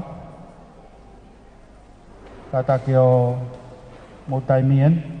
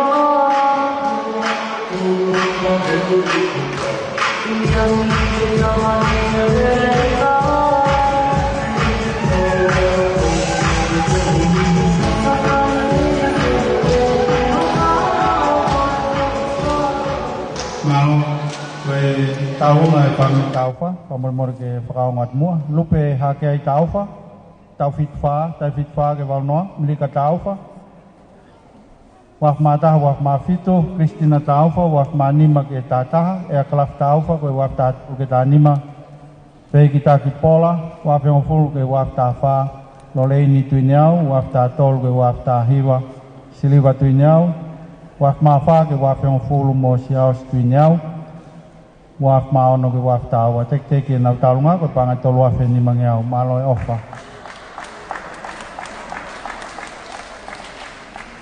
Kau mai moe ki talunga ko ni apa moe fawese une tatari mai pe live stream me siamane ke katak mata kaung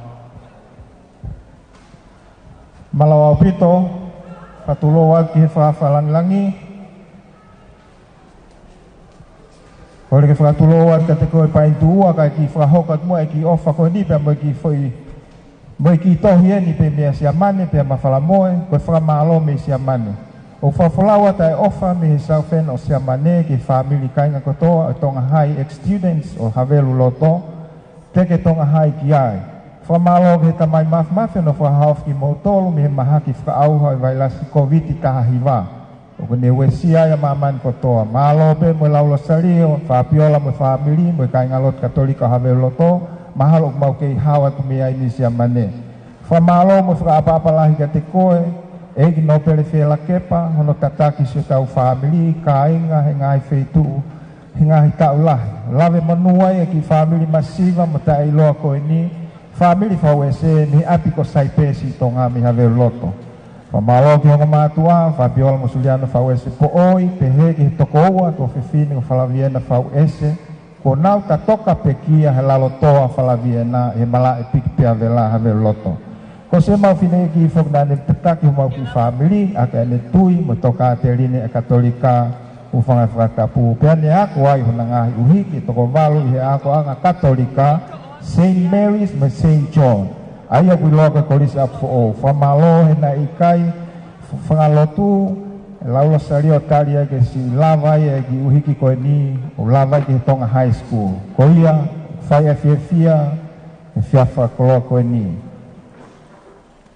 Ko ia ko tato pe masiva to me ai ofa ko tokoni ko paanga hiwafe kana utok frarea ke kiai tuku mo kia tiau ke fai hono fakalava kia ki tahamano ko ia ko ke vin fawese o ko fakahoko teni ko na fakalava i malo tu ofa tu flamo fawese vepa ko listu tuku tahenga fitu valu me mi pa fare onua me Southern Germany Falamoe Hans Gemoliana.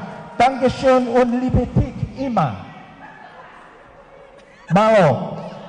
Korea aqui foi fácil, secondi pe fa.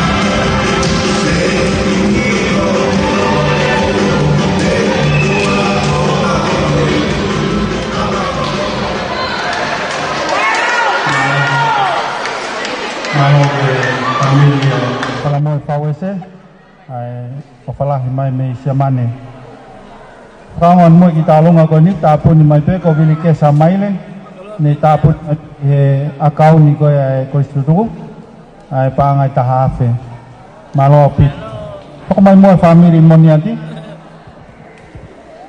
ko le pe ke hu fa ngai fa tap ko to pe ko sa fa ki ke ki fiela ke pa kai fa ho ko tai tau olunga ai family moniati ai au kau ka Noah moniati finau Luis moniati los alines sa ili matamoana moniati lihite abao hea sosaya mafleo Christopher finau folau holatonga melupe moniati Rocky Crew ane tupo moniati salamasena taindoa tapi heke ki fine moto agona oku tau olunga ko fa ia fa nau ko kau kei pe kono fa loloa ko kau kai kuava kaka kono ingoa ko ani takia lele ta harmoniati pe ko ne fa na leva ko sein leva Isaiah Elisha Isaiah me man posta kakala hau kinima lasin hau kinima Susana tu halaliku nua velofia ila fehi mani ko le ne fai mo aya ne ta lunga he nai hu covid ya ne nai pa ko kamata ke lolo mai ai ngahi nunu aya o hu covid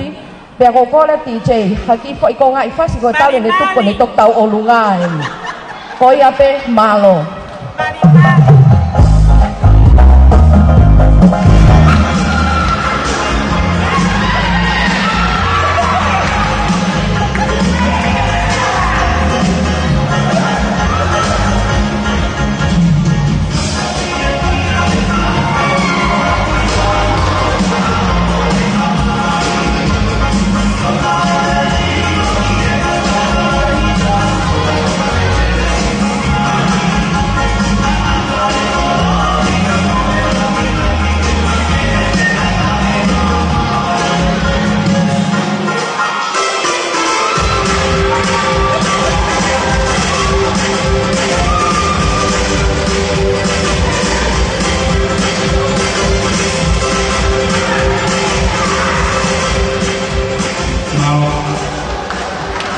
Jadi memang kita lalu ngaku ini, kore mai peka nau patu mai peki katari nunia biau,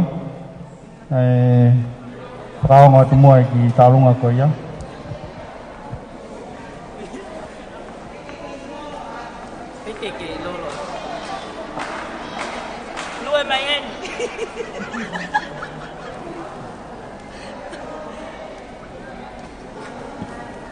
Pau ke mau mai talunga nunia biau unya he ko ki seni mai he ke penga ke ok email poko mai mo talunga hoko ya ko family Palu na nawasi talunga penai tegiai kanai mago osi kinautol poko mai mua tu yono pe te mai akau ola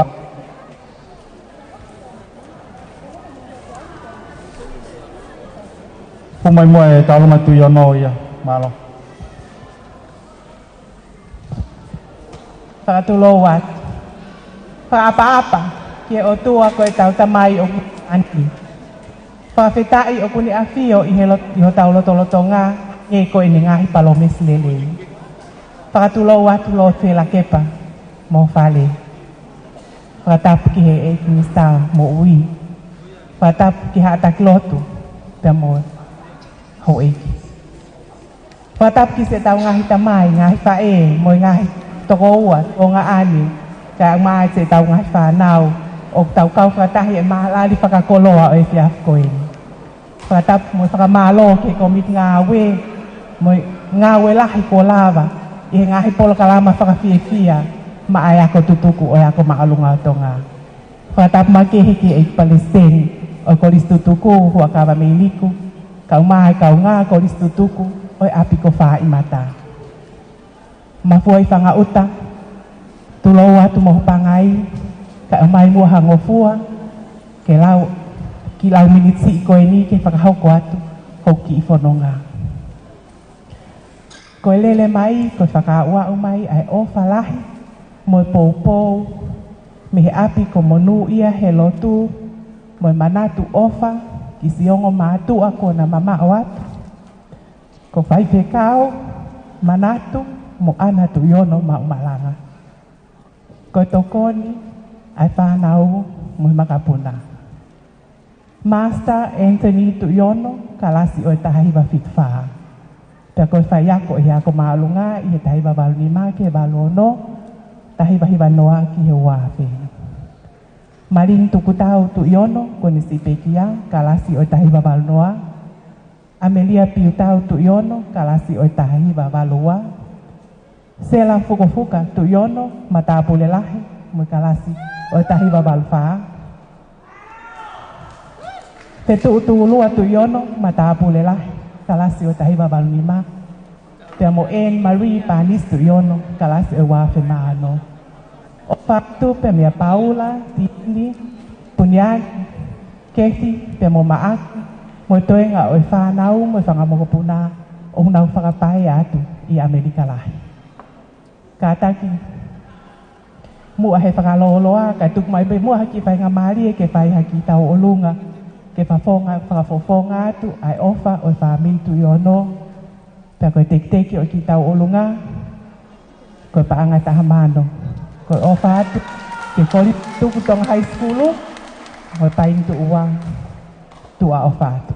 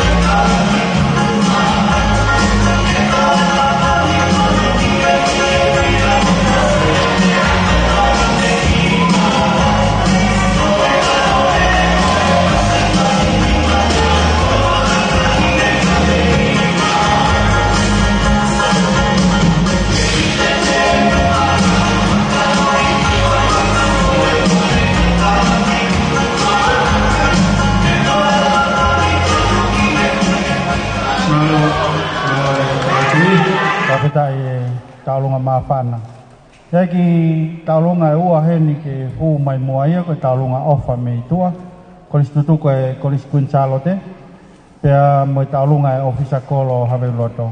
Kata ke kolis tutu kunsalo te hu mai tami.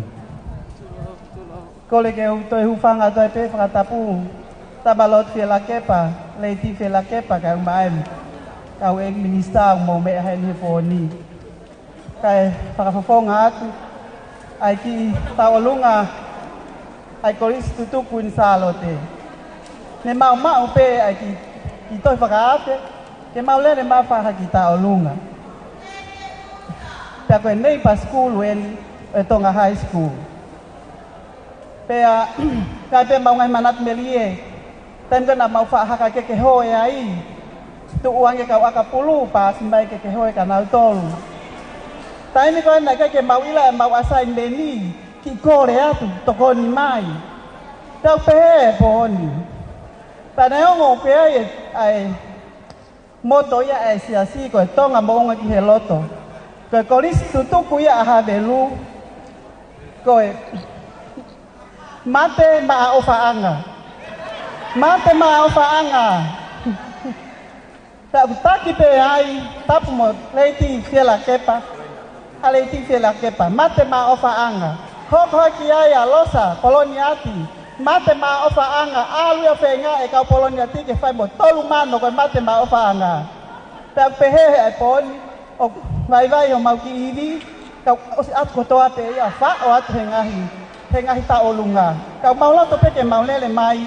O whakafofonga, me mau o whalahiat ka ki mo tolu, nei pa school, koe ngā ka tau ngahi te toko ni aki, i he ngahi tau. Te koe tau na fofo ke kau ngā api, tau fe toko ni aki. Te ka ia lewa ha mau hoa, te utala ia koe kau ngā api kohi. Ka koe ke te he po ni ia. Mate ma o whaanga.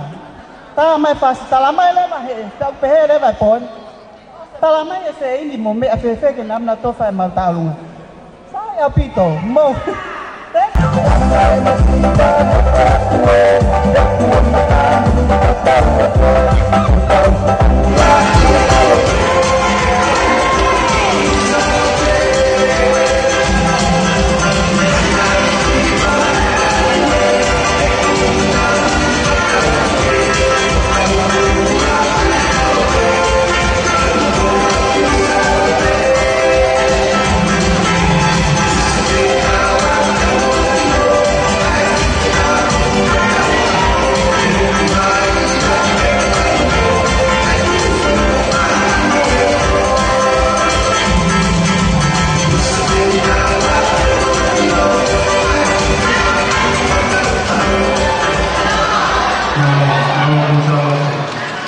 Kamay talunga ofisa kolong, kay pakawangat mo ay talunga ko ini, pamil taufa mo tinyaw, pangay tolwafe ni mangyaw wamnima, maloy ofa, pamili pele mo pamili pulu, yung talunga mo pangay balwafe hiwagyaw ofa, maloy ofa, pamili tua koi, yung talunga mo pangay ni maafe tolungyaw tolwalo, maloy ofa. Uyai me ofa wa umai me family ofa noa ke whakato e nau taulunga. Kore ke ofisa kolo ke nau hokom ki nau tolu ka utok whakaonga te whakalelei ki he taulunga ke family ofa noa.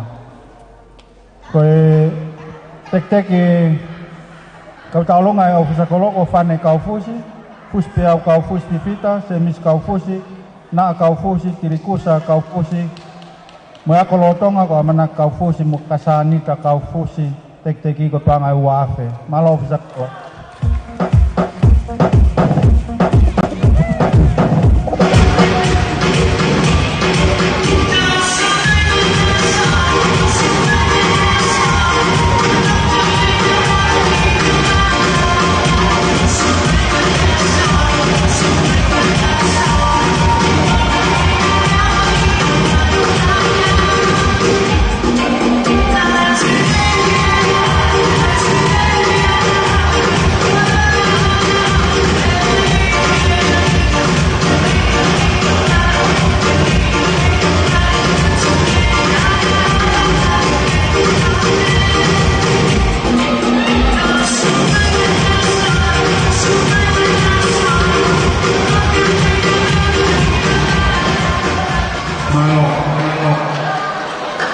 Nga miniti ko ni, ufay taolo nga wano ako ni, te tau hao pe miniti walu oktoe.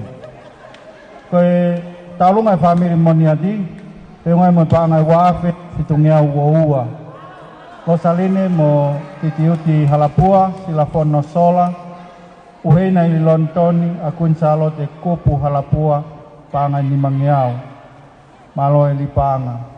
Koe hingoa i family manopangai na taumia ke kau honowi ko tupou siutai sa manopangai ngalo ke whakahingoa he ta rolunga e family manopangai ko ni whakaonga tu tupou siutai sa manopangai whakamai ki talunga e family biau ke whakaonga atu mua e ki talunga ko ni ko e whakalea ko omai kai hamea ke whakaaka e fia me honga ia helanga ngau whakao koe Palestini me komit ngau e kao katutuku peke patalon kao katutuku hamelo do neo ngoe whakautua me he ope pe neo ngoe masiwa kai tuku pe mua ke whaia kakapat kawatu he malari me fia e katoanga kuongona e waha ope i tokon pena me api koe halakoula e api ko paia i maa opo lango atu ki he mai moa pe moe langa ngau e pataloni ako katutuku e paintua ofa moe manatu me a mele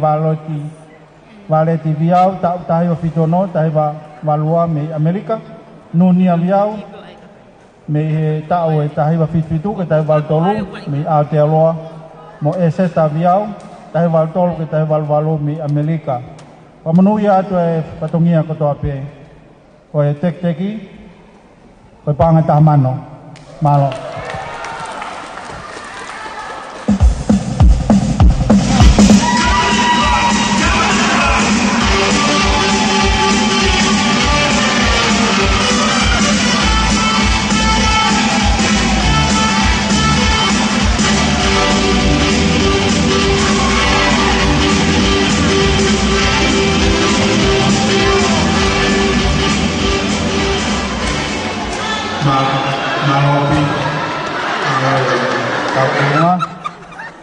malawat.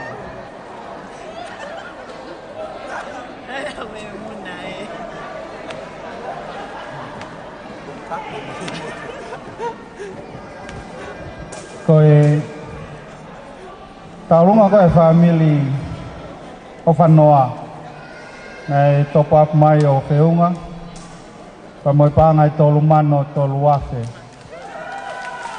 Koe lisi nei ai ngā hingoa nei i kai ke whakaongo kai toi whakaongo atu mua mo kātakpe.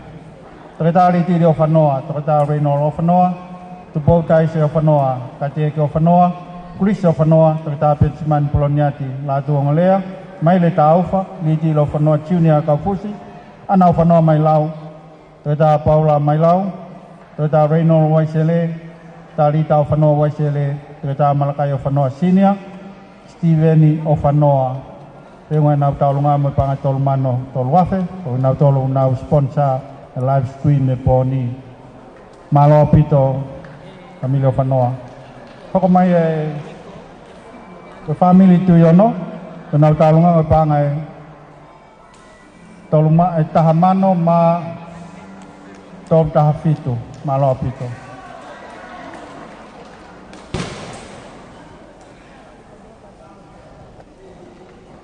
Family o Tanela Kula Asnate Liu Estaliu Polomo Elisepa Tiplot Teki ko panga tolu afe. Mau pe mo kata kai kiloto pe mo pakata e talunga ayo malo. Ate mai akawola.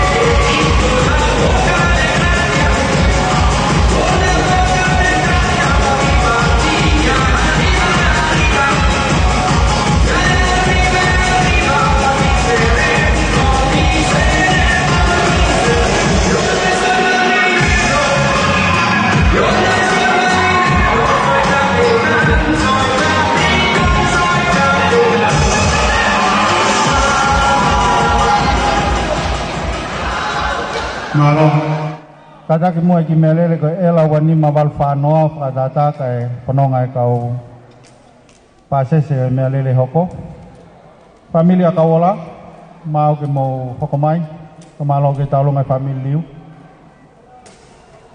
kutawa tau ki tapuni apa kai hokomai ai family ko ne Simon Fifita ko nau puku Fifita pe mo sione mo ala Fifita ko keino Fifita me Amerika ne mamata mai be live stream tata kia Simon Fifita po malo hi polis pakolo pe mo teke ako me havelo safa poha te hinao Simon ko dikina ko no ki poa me fai talunga mau pepe ta mai fase nau pouco pe mo sone mo la Fifita malo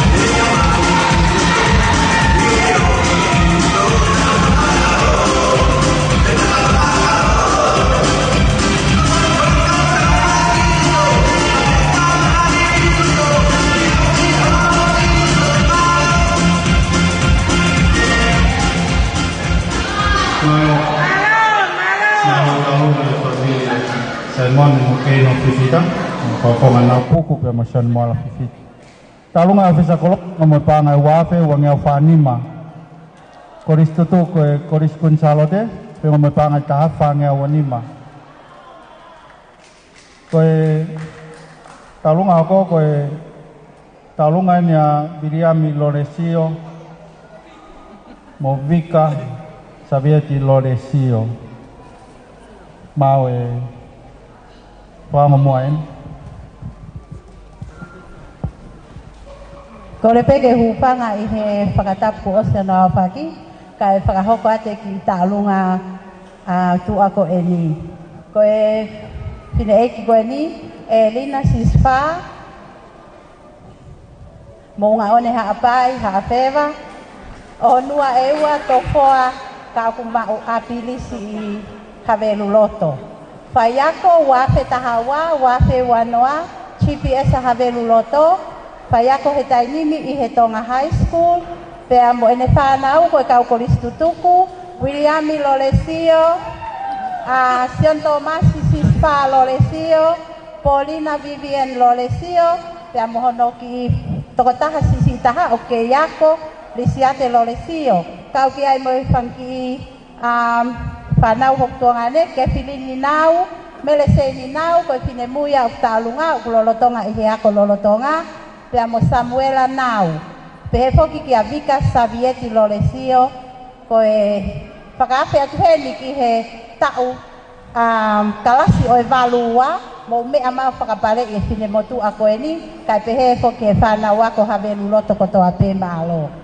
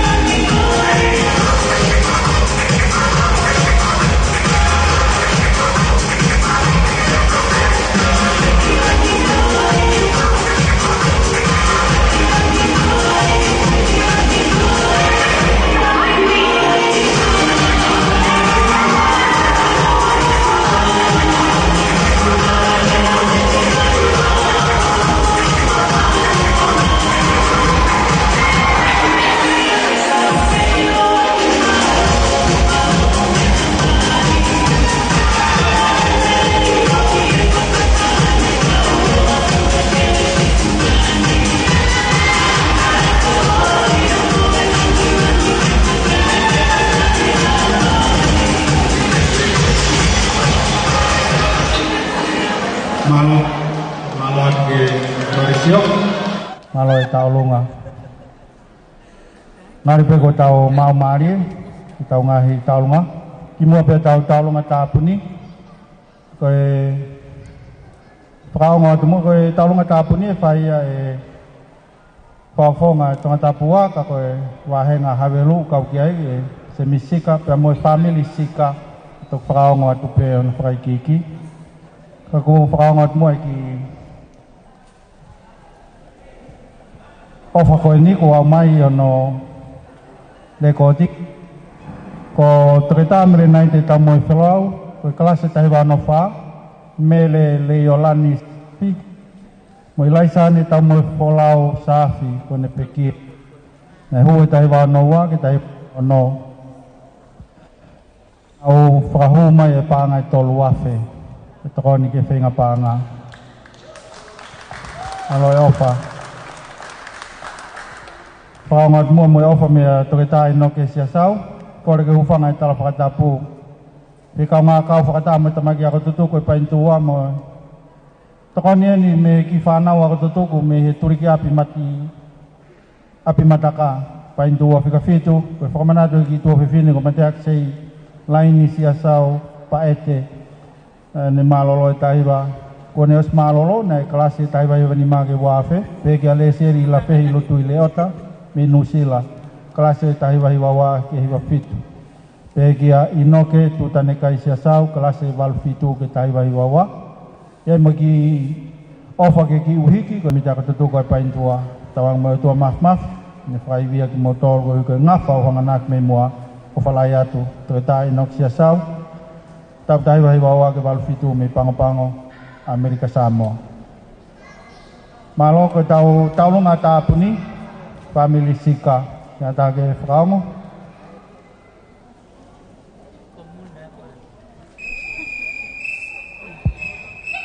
framo ate kita alunga ko ni ko tanela kula mo family ai ko tanela kula snate liu esta liu polo mo Elisepa tu plotu na talunga ko paanga e tolwafe ma tol noa malo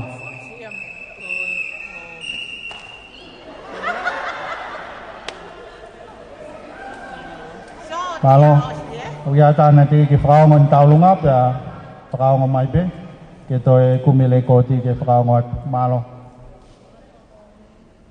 ko e talunga ta puni to ke ta cari kiai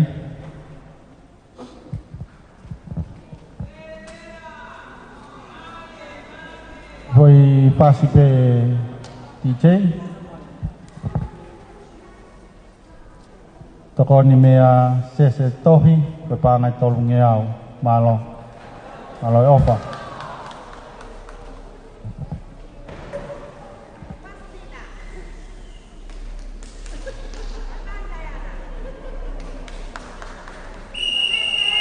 ke tawolunga sione moala fifit Akiloto fifita, tapi kia fetalai alaloma fifita, kue pangai toluafe, tiau hiwano malayo. Ko lawe ife ku hongonga po, teuki fakanono watupe, kufangai fatapu, lot filakepa, mali filakepa, ko fatapu ini kayak star. Koe talunga koe ni ai family sika oku sihepo ke risi oku ai whanau ai family tolu koe family o Wiriami mo Fusi mo family o Kasi mo Siu koe ai mo family o Malakai Long Sika ko igai o kai mo i tokota ko papoponga tonga tapua o ko kore atu minista ako ko mo parestene ko sutuku whakaata ia ke hoko ko koristutuku poni ko semisi Ioa lafu sika. Koe ospe poni pato rewa hingoa merisi. Koe io lawi de pasi. Lawi de munarisi. Malo au pita fatulowat ka hoko te lawi isi ai familia fa fofonga tonga tapua. Koe whanau eni wa mai makapuna o Wiriami mo Fusi sika o iaia whakafofonga ua. Aia ko lupe, sika tuione, akanesi sika moa, sione sika junior, saresi sika, pea mo ilai saane, moya kiola sika, en Renee sika. Koe whanau mo whangamokapuna o Kasmea mo sika, o iaia siniteke vea sika, kone mama o atu, Malakai Lomu sika, Vivian sika, Alilia Mona sika, Fotofiri 79a. Kataki 79a, pakafei motolu tau tapun e talunga heponi. Evelyn sika, Silietti sika, Malakai Stephanie sika, Catherine sika, peamo Malia Nive sika, koe whafofonga ta mo tau olunga i aku ne whakahoko he pōni. Te uange mai kāki a whafofonga ke ne whakahaf osi ate. Koe teki e taunga, koe pānga di mamano. Koe kāki taunga, whaoka tua Maria Niva sika, pe tula whare ai Senis Kioa Lafu sika. Tāmai pasi.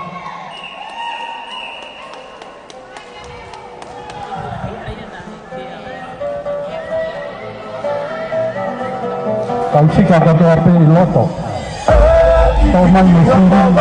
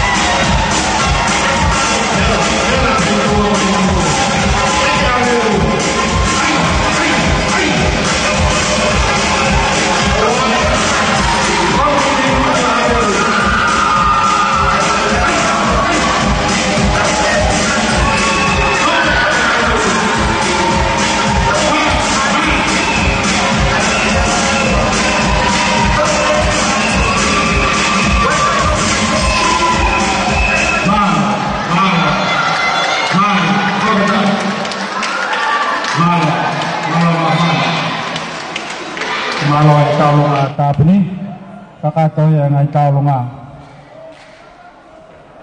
bila mi loresio pengai mempangai hiwangnya hiwanoa maloi ofa ko nga fakausi ni tau katonga ko le afamalo pai he pataloni ko istutu ko pai tua pai mutu kelas tau tayo fidiwa Lord Felakep kahilia batoki mea hua kau miliku whawhonga me kos lio lahi, ka tau whai tau lotu tuku whaiwhikao wheke mafi. Ko ia hokat lewa ke lea whamalo, ko kakato whakaongo e tau ngahi taulunga, whai lea whamalo e mea no pere whirakep, loto ngā whamapopo e kau skeitari e taulunga whakaosi.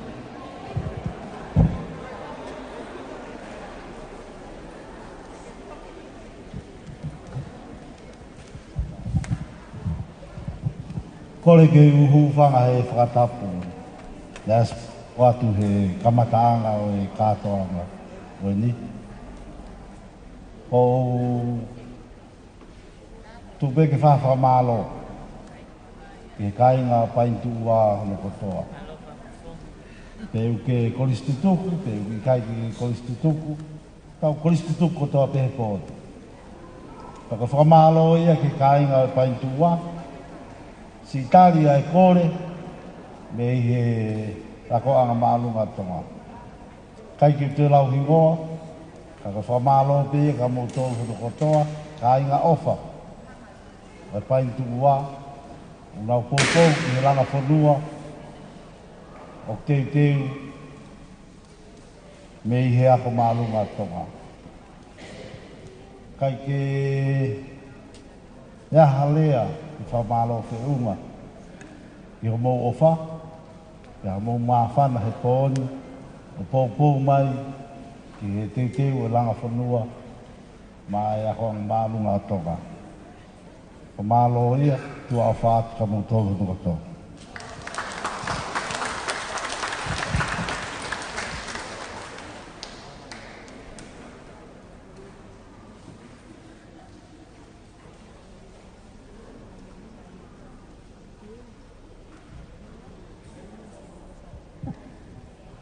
Malo. Kei whamapopo e kau skeitari. Mea mai pia hoka miliku teu e lea whamalo. Ai pia ki foi whaspe taha e DJ kai lau e skeitari e nau whamapopo. Pia tok whakahoka lea whamalo. Aki foi whasi DJ whamoimo.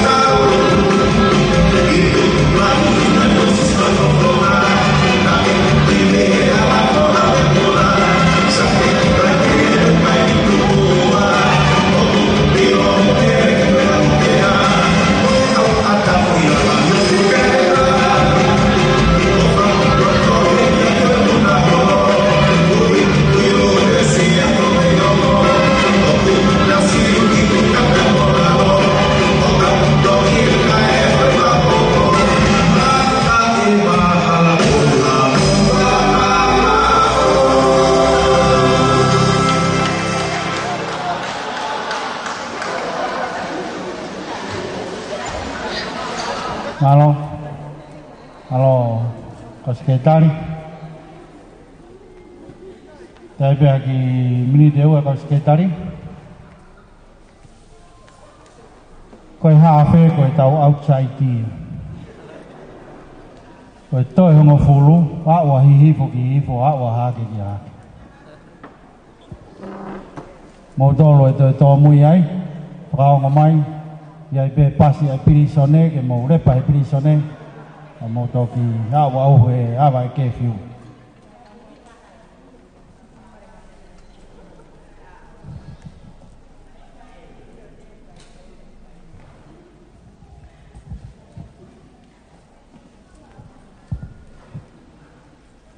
Koi taulunga tapuni peunga ia mo paanga family sika ne taki mai fa fonga se misi kio alafu sika paanga ni mamano ma walngeo ni mahiwa malo ofa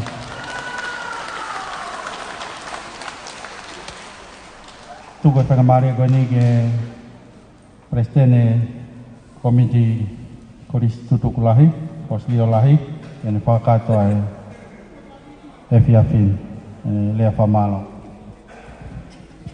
Tamo to mafi. Tamo lo felaket bohoi. Tapi ni ki biadela sama permatapul. Tapi ki administra moi, sama administra leipa. Atu pe moa ke u fanga pe fa tapakato. Na kamata ki tau polkalama e fiafini. Ai fai bea ki lea, ki whakamalo pe. Lo whiro kep, whakamalo lahiat. Kai tai lerei, ai mo tuani kau maa, ai kau memi pa ko sirio, maulele mai, ko hinga pe ko whakatang nai whai mai ke whaituna, kau maa hau eki, ako tutuku. Foi pai tua. Pavi fia. Foi fahau ko mai. O ke ia pe. Ka o tutu. Patu tu. Pange ko ia. O ka veinga tu tahi. Licia latu. Aba Steven Lautar. Foi fa malo make fogen. Ya fa ga mali ke a fe lot. Tamo to lo ta plonyat. Kau fokat louta kau fayak, kau tonga hai. Mantu lerei pe fayak kau tinggi foto louta yau. Mahal kau uhinga lahi yau kau pe kau tinggi. Kau ia uhinga lahi nawal wai. Foto hokat pe kau tinggi. Ia universiti kau mai komputer. Kau fia kau uhinga kau ginau tol kau ni unau tataki. Ai hoi ki ko stutuku e pai tua. Tata mo ha ilo pe mo tuani. Ke ai hakakai peheni. Kakai peheni ko nga pe ke te fa ki ai. Nga hai taimi peheni hange ko ia. Nai fai ko ni e pai tua. Kai fa malo ma ke hen ga ringo fa diu. Ataki ko ni ai komiti ngau e ko ni ai pai tua pai mutu pai mo framalo heni ke sia stonga yo no fa ngamali e ku holon e na lawai o fa ya po ta no fa ya ha ki feinga na ma ki kokok o nga pe ko tamua ta swa ho ko pe helo tamata tamua ta pe e to kon lahi ke apia ko Pai ngata pe tau kaha i ono hufi koni o holo pe mo lai peri ka he ngai ta o wanima pe to noa ka hoko mai Pamalo he ni ya Dr. Liti o fanoa i he ne sponsor mai koni live stream lavai o share pa mo kau experience koni i muri kau ia me mahuinga mahalo i he tau ngau koni mo tau feinga koni ko ga pe ke vai va he atu mo fa ho ko atu ngai ngau e pa mo ngai o fa bateak o fai he o eki ako tutuku ko inga ko fatongia nai fa ho ko mai Ko fia ke pai kai ke to whakaloloa. Kai tu pe mua ke whahoko atu ho mau ofa he pōni. Ko ho mau ofa he pōni, peunga ia, moi maua miliona,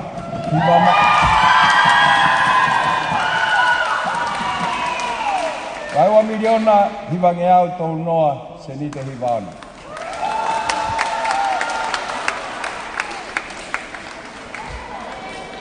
Ko whira ke, kau mao ka inga, o tui ko mea pekton ke whai, ko tau whawhita, tuwe ko olia ke o tua, e fu ofa lahi peheni, mo vai vahe mai, ke tunga mātua ko ini, ka kawai peki mo tolu hawai ko isutuku, ko hinga ko pōre ngā au e whai, helo nā lawa tokoni, hako tupo whonua, helo nā lawa tokoni, ki he langa, ko tau ki whonuani, malo au piti. Malo, iano whakata e whamano, whawhi e whakitau, e tā whakimawhi, ene whai e lotuku.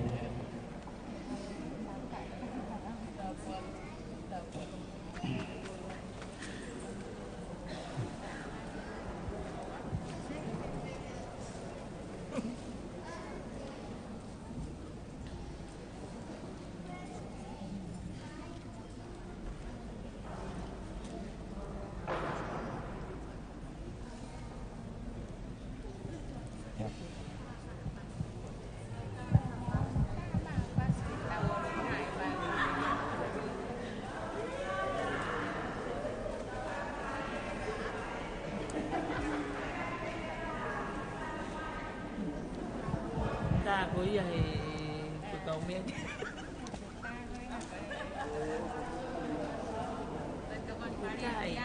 Thì mùi mà vẫn là bị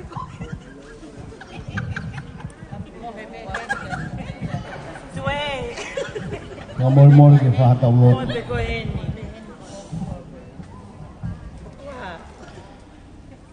Tua mafiu mau puno whakamalo atu.